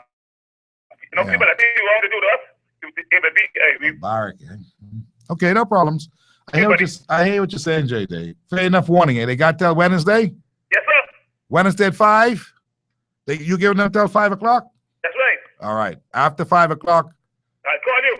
I see. Okay, sir. All the best. Okay. JJ, don't take him light. JJ has a lot of sway in Christie's constituency. But they'll get paid. I have every confidence believe they'll get paid. I don't know why I haven't been paid yet. In fact, I've been hearing that the Bahamas John Canoe Commission or the festival committee will be looking at. I read a letter last week on the show telling you about what the vendors were saying. And right after that, I got this information that they plan to pay the vendors who are out there $1,000 since they realized that they didn't make any money. That's what I'm hearing. Now, I haven't been able to confirm that with Paul, but I understood that Paul Major was an advocate of this. And that's true. I give Paul credit because that's a good thing. Paul Major. I don't know. I haven't been able to reach him. But when I do, that's one of the first questions I want to know, if in fact this is so, that they will give the vendors $1,000 who didn't make any money. I don't know where the $1,000 is going to come from, because as I understand it too, they went over budget and they may have spent, allegedly, from my sources, allegedly, hear that word? They spent more than $9 million, and possibly they spent an alleged $11 million. So if that's the case, I really believe that JJ gonna get paid. What you think? Hard copy, how are you? Hi there. Hello, Mr. McKinney. Yes, ma'am. How are you, sir? Ma'am, how are you? I'm very well, thank you. Good. After hearing Ancient Man a while ago on the show, it prompted me to call you because I don't know if you realize, or lots of other people realize, that the same thing happened in Freeport with the Sherman girl. Yeah, Kiara. Yeah, her stuff was all break up. Yeah, that's true. I remember that. I watched that on TV. And a lot of people who watched it on TV thought it was their TV. Yeah. I thought it was just several people who technical were actually interference or something. at the scene, right in front of the stage, and they said they didn't know what she was singing about. They couldn't understand anything. Yeah, that's a part of it. That's true. Friday night, I watched Wendell Jones' show late in the night after Freddie Munnings finished talking, and they Wendell put on his take, that is his film of Kiara Sherman singing in Freeport, and it was muffled. So it wasn't villainess. Because Wendell's was muffled. I called an entertainer, a seasoned entertainer, and he told me that it was actually muffled. Wow. Now you think that's fair? She was judged on that. Yeah, well, that's the luck of the draw. That's just what it is. I mean, I hear what you're saying. I know I interviewed her just recently. Brilliant young lady, wonderful, beautiful, clear voice, great music, and I know that she has talent, but sometimes the forces work against those who have talent, and that's been the story all my life. So I know what you're saying. She has more experience in that business than some of those who were supposed to be consultants. Yeah, well, that's another story. And that's the talk I want to hear people come up with as we move forward, because I've already heard Paul Major say they've already begun planning for next time around. This is good. This is the right idea. But give me the postmortem first. Let's see what the problems are. Give me my numbers. Let me see if we made any money. Let me see what we really did in real terms. And then let us talk about going forward, what we're going to do as a country, because certainly the performance of those in the commission, and Paul, no, I felt this way and still feel this way, left a lot to be desired. I think that all of them should be fired. I said that. I don't change my mind from that. I think that they ought to find people who understand what they're doing and who have a sincerity of what they're doing. How could you be judged and your sound is not right? That's just the luck of the draw. That's just the way it is, ma'am. There's nothing that anybody can do. I thought it was the technical stuff. I thought so. I didn't think that it was deliberate. I shudder to think if it was. I don't think it was deliberate. But then again, when you start hearing the stories that come out, a lot of people tell me that when fellas that want to get you. One of the guys who always told me about this, and I always said to him, man, Gino, do you got to be joking? Gino, do you always told me that? So he don't perform in certain fellas them running the engineering. He says because every time he perform when certain people run the engineering, he sound all jack up. So engineering is a big part of what happens there, that sound. And so, you know, I hear what you're saying. I can only write it down as a matter that people believe may have been the case. We'll see. Thanks for your call. If they watch Wendell Jones' take of it, they'll see what I'm talking about. Yeah. I don't know if he's going to bring it on again, but it was on Saturday night. Thank you very much. Goodbye. Bye-bye.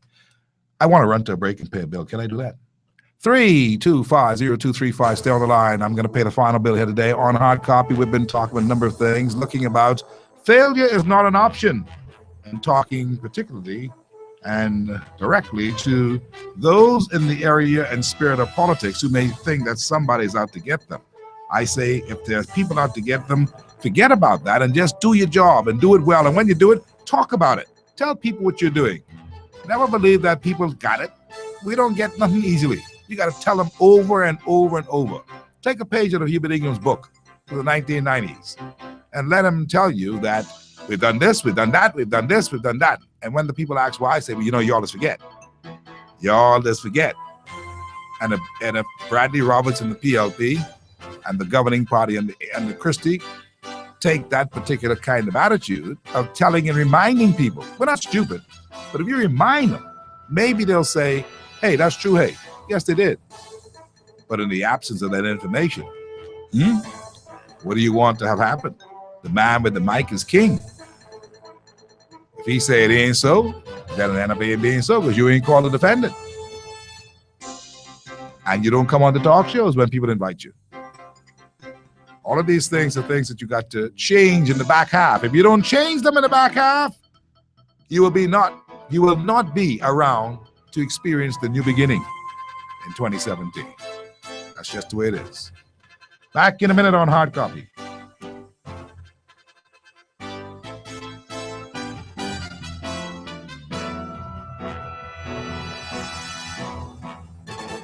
The Utilities Regulation and Competition Authority, ERCA, presents ICT Innovation and Connectivity, a report on the status of the electronic communications sector in the Bahamas and its 2014 activities. Join ERCA's board, members, and staff on Thursday, May 21st at the College of the Bahamas School of Hospitality at 6:30 p.m. and participate. ERCA will also launch its Innovation and Connection competition in commemoration of the 150th anniversary of the ITU.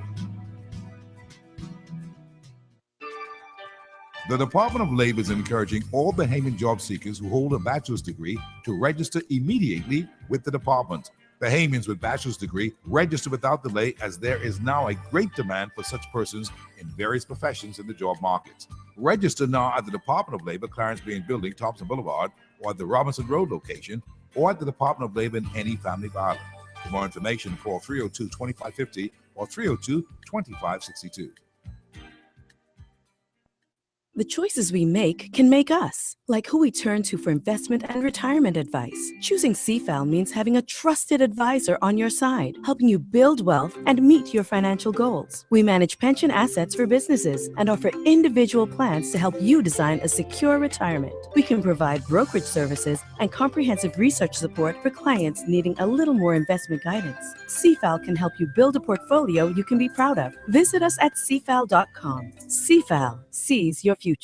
The Bahamas experienced record heat in April. Well, it's staying hot in May at Super Value and Quality supermarkets with sizzling savings like Carno Cream, the large can, 99 cents. Ocean Spray Cranberry Juice, 60-ounce can, $4.99. Vitamol Tonic, the can or bottle, the 12-ounce size, 99 cents. Value Time Foam Plate, the 40 count, $1.69. Chicken leg quarters, the 10-pound bag, 89 cents per pound. All that and more at Super Value and Quality supermarkets, your Bahamian supermarkets. When Steve talks, people listen. People listen. People listen.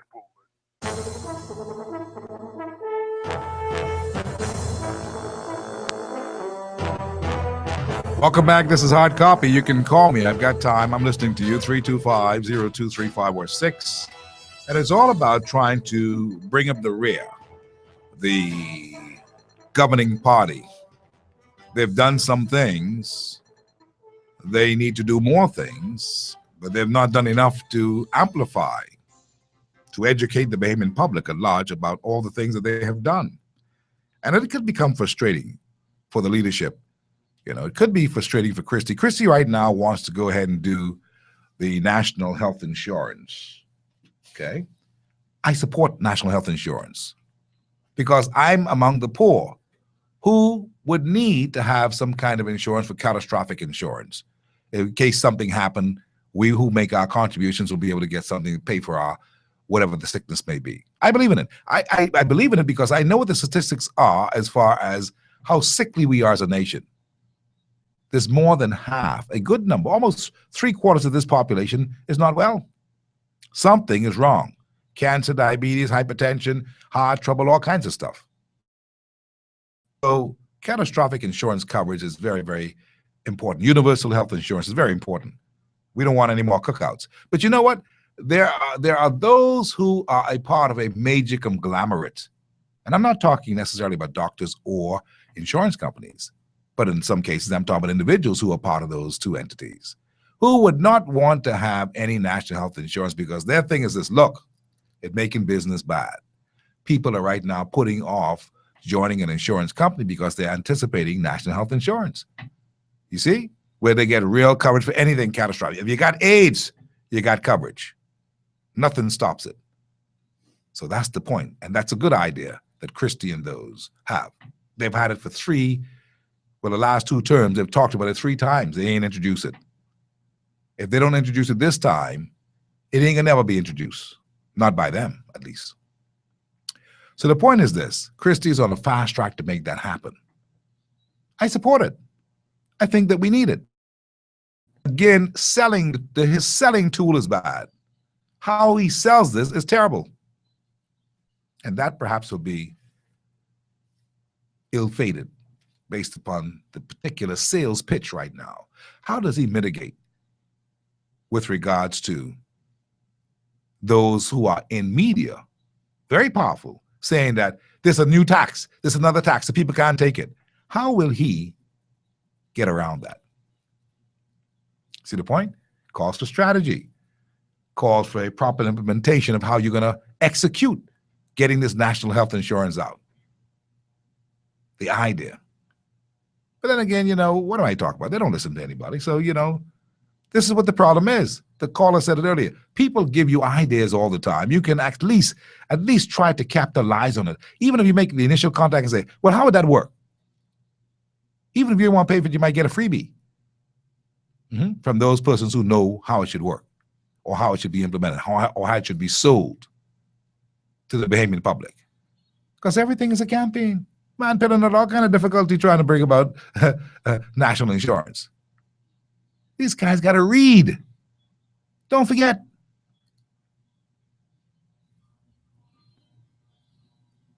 And if they read and see how the difficulty he had, it won't be hard to borrow a page from history and move things forward.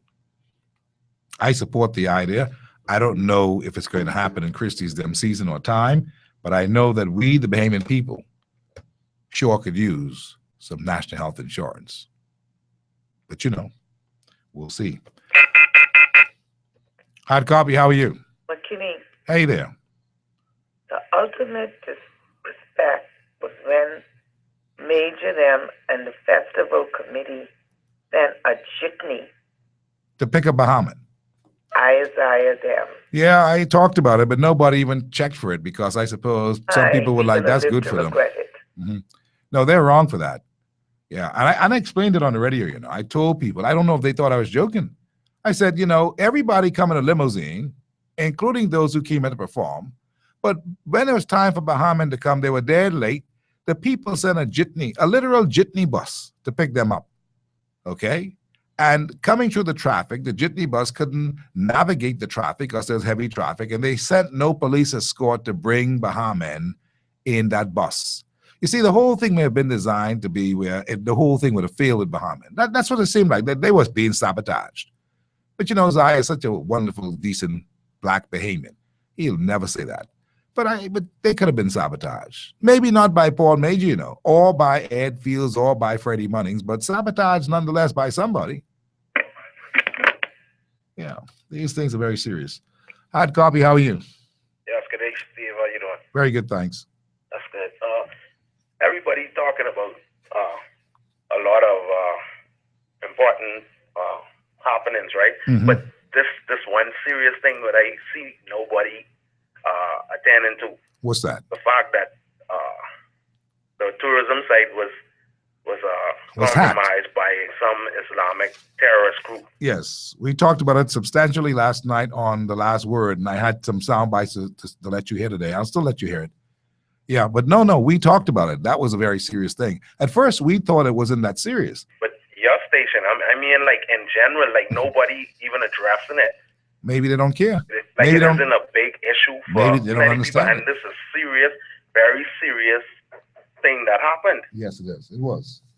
I mean, and it shows that the security in this nation, right from immigration to the police to customs, I mean, every security force. I mean, it feels like we just sitting here and it's a problem for our big brother to the north. It's a problem that we can police our borders, that we can show up our securities that should be utmost attended to, you know, and I mean, them looking at us really in a bad light. Yeah, it is a case where we are not, but America now has done some things to help us to shore up our websites now so that we don't have problems with national security, because a number of things would have been on the tourism website, as I understood it now, since I spoke about it to some experts. And yes, a lot of things could have hurt us because this particular Islamic action group or whoever they are, terrorists. They were in fact moving things of our page and replacing with other things on our page of the tourism website that could have given a lot of people the notion that we are bad boys who are harboring stuff. So we had to deal with it. And first, I criticized the Prime Minister, I didn't criticize him. I asked the question really, did he know what he was talking about when he's saying website? Because I was thinking this website couldn't have all this stuff on it. I was thinking this is a promotional website. I was thinking that maybe the server, and I called Critical Thinking. Critical Thinking told me, yes, it probably was the server that he meant. But nonetheless, it turns out that the Prime Minister is absolutely correct in his assessment that it was the whole website that interlinked with some other websites that we have in the Bahamas. And yes, it was very serious that these terrorist groups, these cell groups, have been trying to perpetrate a fraud on the tourism website. So I'm happy that we've gotten that together. The Ministry of Tourism has already made a statement saying that has already been collected, been sanitized, and everything is back in order. And the Americans have helped to bring that point across by saying that, you know what, we are going to help them to mitigate against these kinds of things in the future. So that's a good thing from our friends to the north. Thank you, sir. I appreciate your call. Yeah. But here's what Margot is one of our analysts on the Last Word Sunday show. She had this to say about the hacking of the tourism website. It really isn't a surprise for a number of reasons. I'm disappointed that it could actually get into one of the ministries' website because it should have been stopped somewhere else. And so again, it raises another question as who is taking care of our cybersecurity? And I know that there are people that must be doing it, but is anybody in this room able to tell us how that works? So I would like to know so that we can think about maybe other ways of helping to secure some of the stuff. The Ministry of Tourism website is an amazing website. I think it's the first go-to website any kid in this country is asked about their country that they go to. They have all kinds of figures on it. They have archives of a ton of different strategies that have worked and aren't worked, and they have an incredible mailing list. Don't forget, every visitor that comes in this country and leaves this country, and all of us, leaves a document at the airport that is coded and entered in data. That's worth more than blood. That's worth plenty. So that's something you have to look at, particularly when we know tourism is everybody else's number one business or getting that way. So that's an issue. So I'm really not surprised. And, I don't know, is it the website or the server? And I'm not that technical a person to really be able to understand that. But there is a question as to who has the first responsibility for this as well. Is it a foreign affairs issue? because it was hacked by a foreign team? Is it a national security issue? And in which case, who is that? And then we have to also, I think, don't be blindsided that, oh, we're such a little innocent little country. We got sun, and sea. We also house the U.S. Naval Undersea Warfare Center, aka AUTEC. All right. So we're in the big leagues.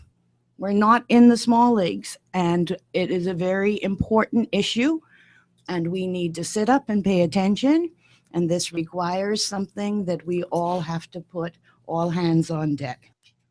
Well said, Margot. All hands must be on deck. I'm sure by now that's fair warning to those all and sundry who have keep or leave to make sure that these things are protected. And I'm happy to see that that's all been resolved very quickly. And I hope we don't have an incident like that in the future. But if we do, it is my understanding that we have some backup security measures, thanks or from our friends, you say, or our allies to the north. Hard copy, how are you? Hello. Yes, ma'am. Hi, how are you, Mr. Steve? I'm in very good shape. Thank you so much. Yes, Mr. Steve. There's one question I want to ask you. Sure. Concerning the vendors at the carnival site. Yes, ma'am. Now, I heard they say they are willing to probably compensate some vendors, not all. Now, Mr. Steve, let me tell you, my sister had a stall out there, and I was out there with her. Mr. Steve, most of those people did not make their monies back. I think they need to compensate those vendors because how they had that carnival thing set up, those people did not make their money. Mr. Steve, Thursday was very, very, very dead. Yeah, I've heard that. That evening, maybe a little thing pick up, but one or two little sales here and there. Nothing to talk about. Yeah. Then comes Friday day, was good in there because we even sit down in the chair, wasn't doing nothing. Sitting on the chair, my niece was taking a little picture on the iPad. We ain't doing nothing. Sitting down there. Business slow.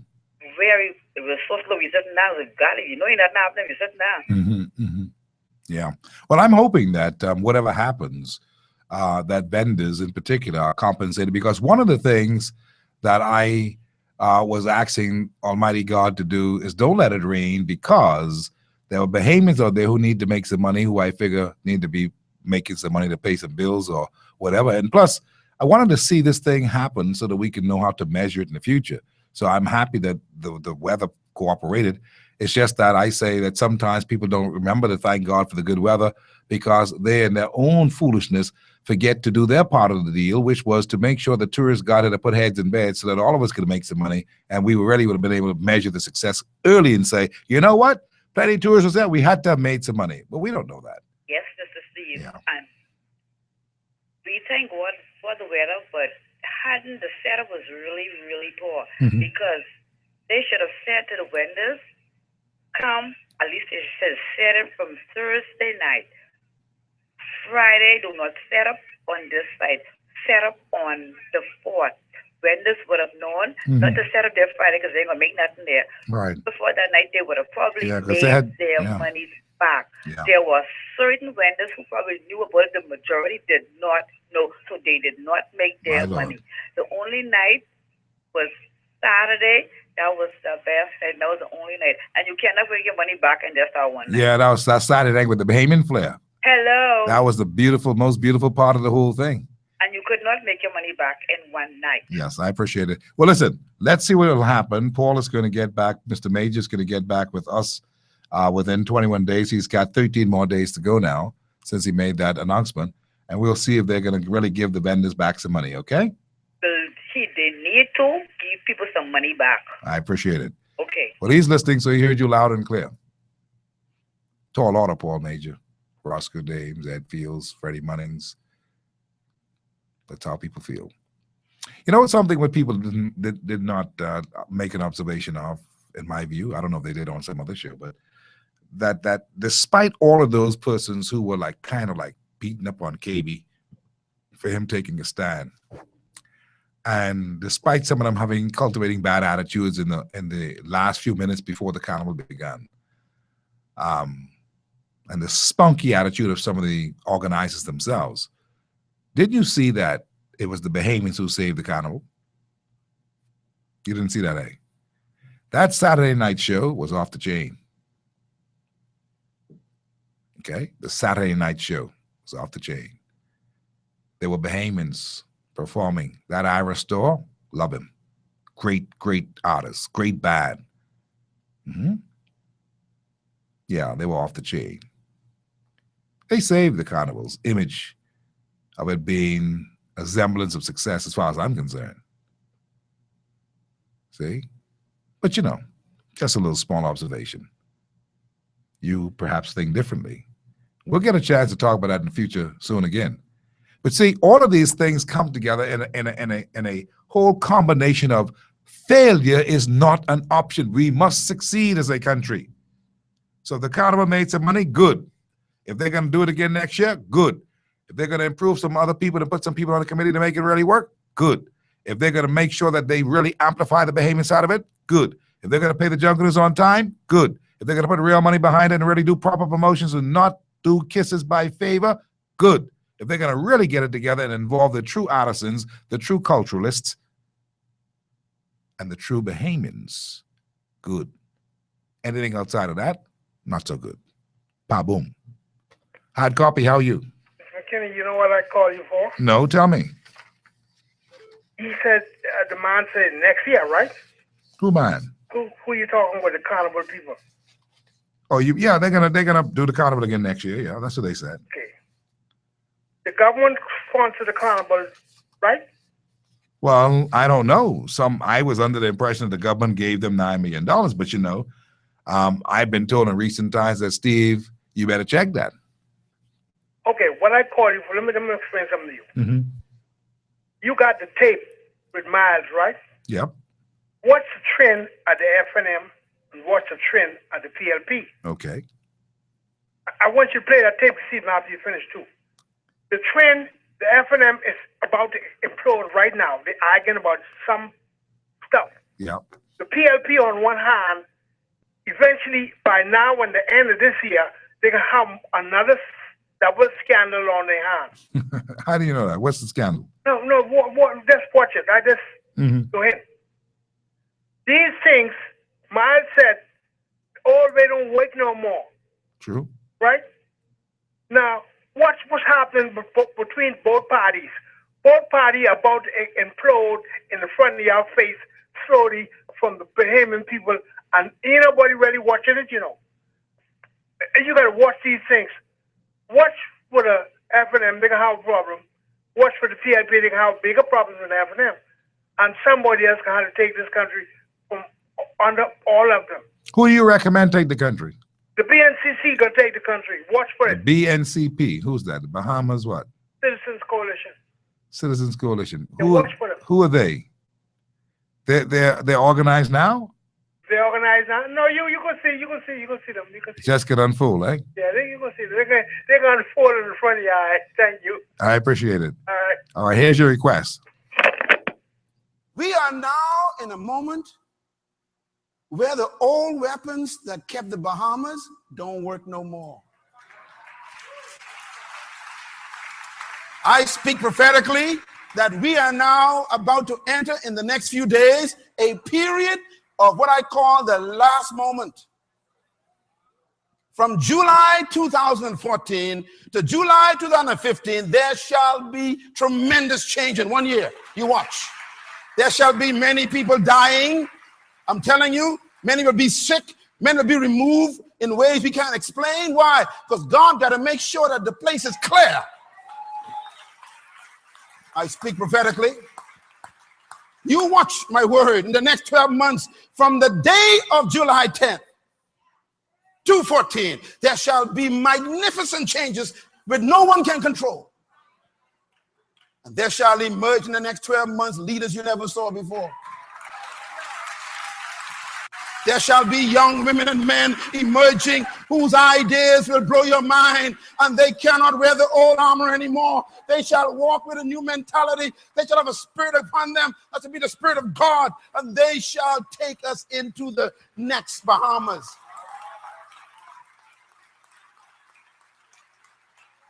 I speak to you with my whole heart that God is saying the time for a new leadership has been birthed. It has arrived. Miles Monroe, Dr. Miles Monroe, the late great, those words will live on forever. And a lot of his preachings and sermons will live on forever. And a lot of people are looking, they're looking with great expectation for that prophecy to come in great detail and in fine detail to the letter. New dispensation, a new day has dawned, is what he has said. He says between last July and this July, you'll see the whole 9 yards. Right now, it is May 18th, and time is moving on, getting close to July 10th. And if you look on the political periphery, you don't see too much activity for the positive in real for the two parties on the scene. But I believe if anything new comes, it may come in the structure of one of the two parties, but it will be a new concept, a new paradigm, something different from what we are used to, a new day, a new beginning, a new dispensation of what's supposed to happen in the Bahamas for Bahamians and for the country. That's a great thing. If we can look forward to it, God willing, it'll be a beautiful thing. Because we do have the expertise. We do have the mindsets. We do have a new people. We do have those who are home, those who are born here. We do have the rich and the poor. We do have the commoners and those who are, what you would like to say, mix among us. What will become of the beautiful Bahamas? What will become of it? It's something to think about. But, you know, I look forward to wonderful, beautiful things happening. Whatever comes, I believe that God loves this nation and this people. And I believe there are big plans to make sure that even the smallest fella who feels insignificant today will find a new place in the sun in the Bahamas, in the new Bahamas. I believe that there'll be people who will come up and do what everyone else has been afraid to do. Do the regularizations. Do who are here, make them a part of what we are. And then let's go. Then lock the doors. The old thing, who in, stay in, who out, keep out, as far as the citizenship thing is concerned. We got to start. We got to have a new beginning. The new beginning can't carry the old weapons of war into a new dispensation. You know, if you take that literally, it's almost like people today coming with rifles with the knives at the edge. You remember those? Which you used to see in the G.I. Joe thing. Today, there's biological warfare. They don't even need to put a man in the vicinity. Things have changed. So today, the new people are sitting right there among us. You may be sitting on the side of one now, who in fact is ready to unleash his wisdom through technology to bring this country about. As I said last week, there are some who are in the age of the dinosaurs, in their thinking, in their manner, in their approach, in their attitudes. They're Jurassic. There are others who are ambitious, who are innovative, who are thinkers, who want to do. They are ready. So we'll count down the days and see what happens. We've got a country to build, friends. Do not feel down. Feel happy. We got a country to build. And we're going to build this country.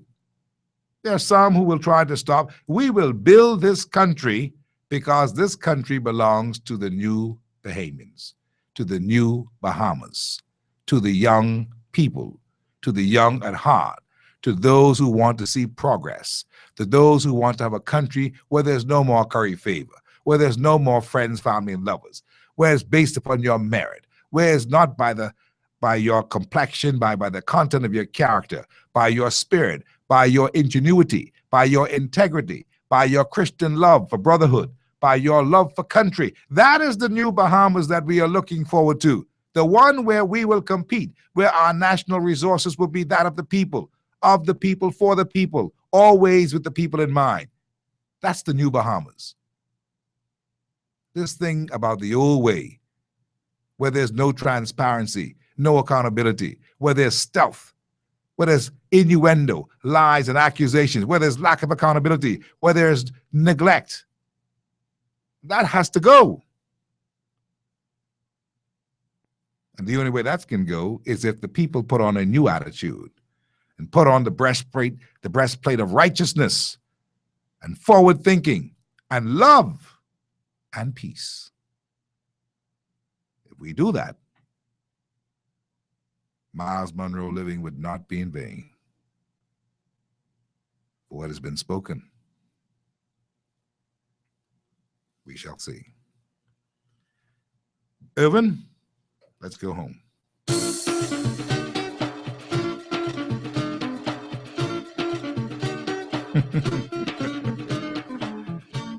Anyway, that's Eugene Davis knocking up in the back there because we Bahamians. And we got to keep the vibe alive, right? Okay. Utilities, Regulations, and Competition Authority, Bank of the Bahamas, BTC every day, Supervisor, McKinney Group.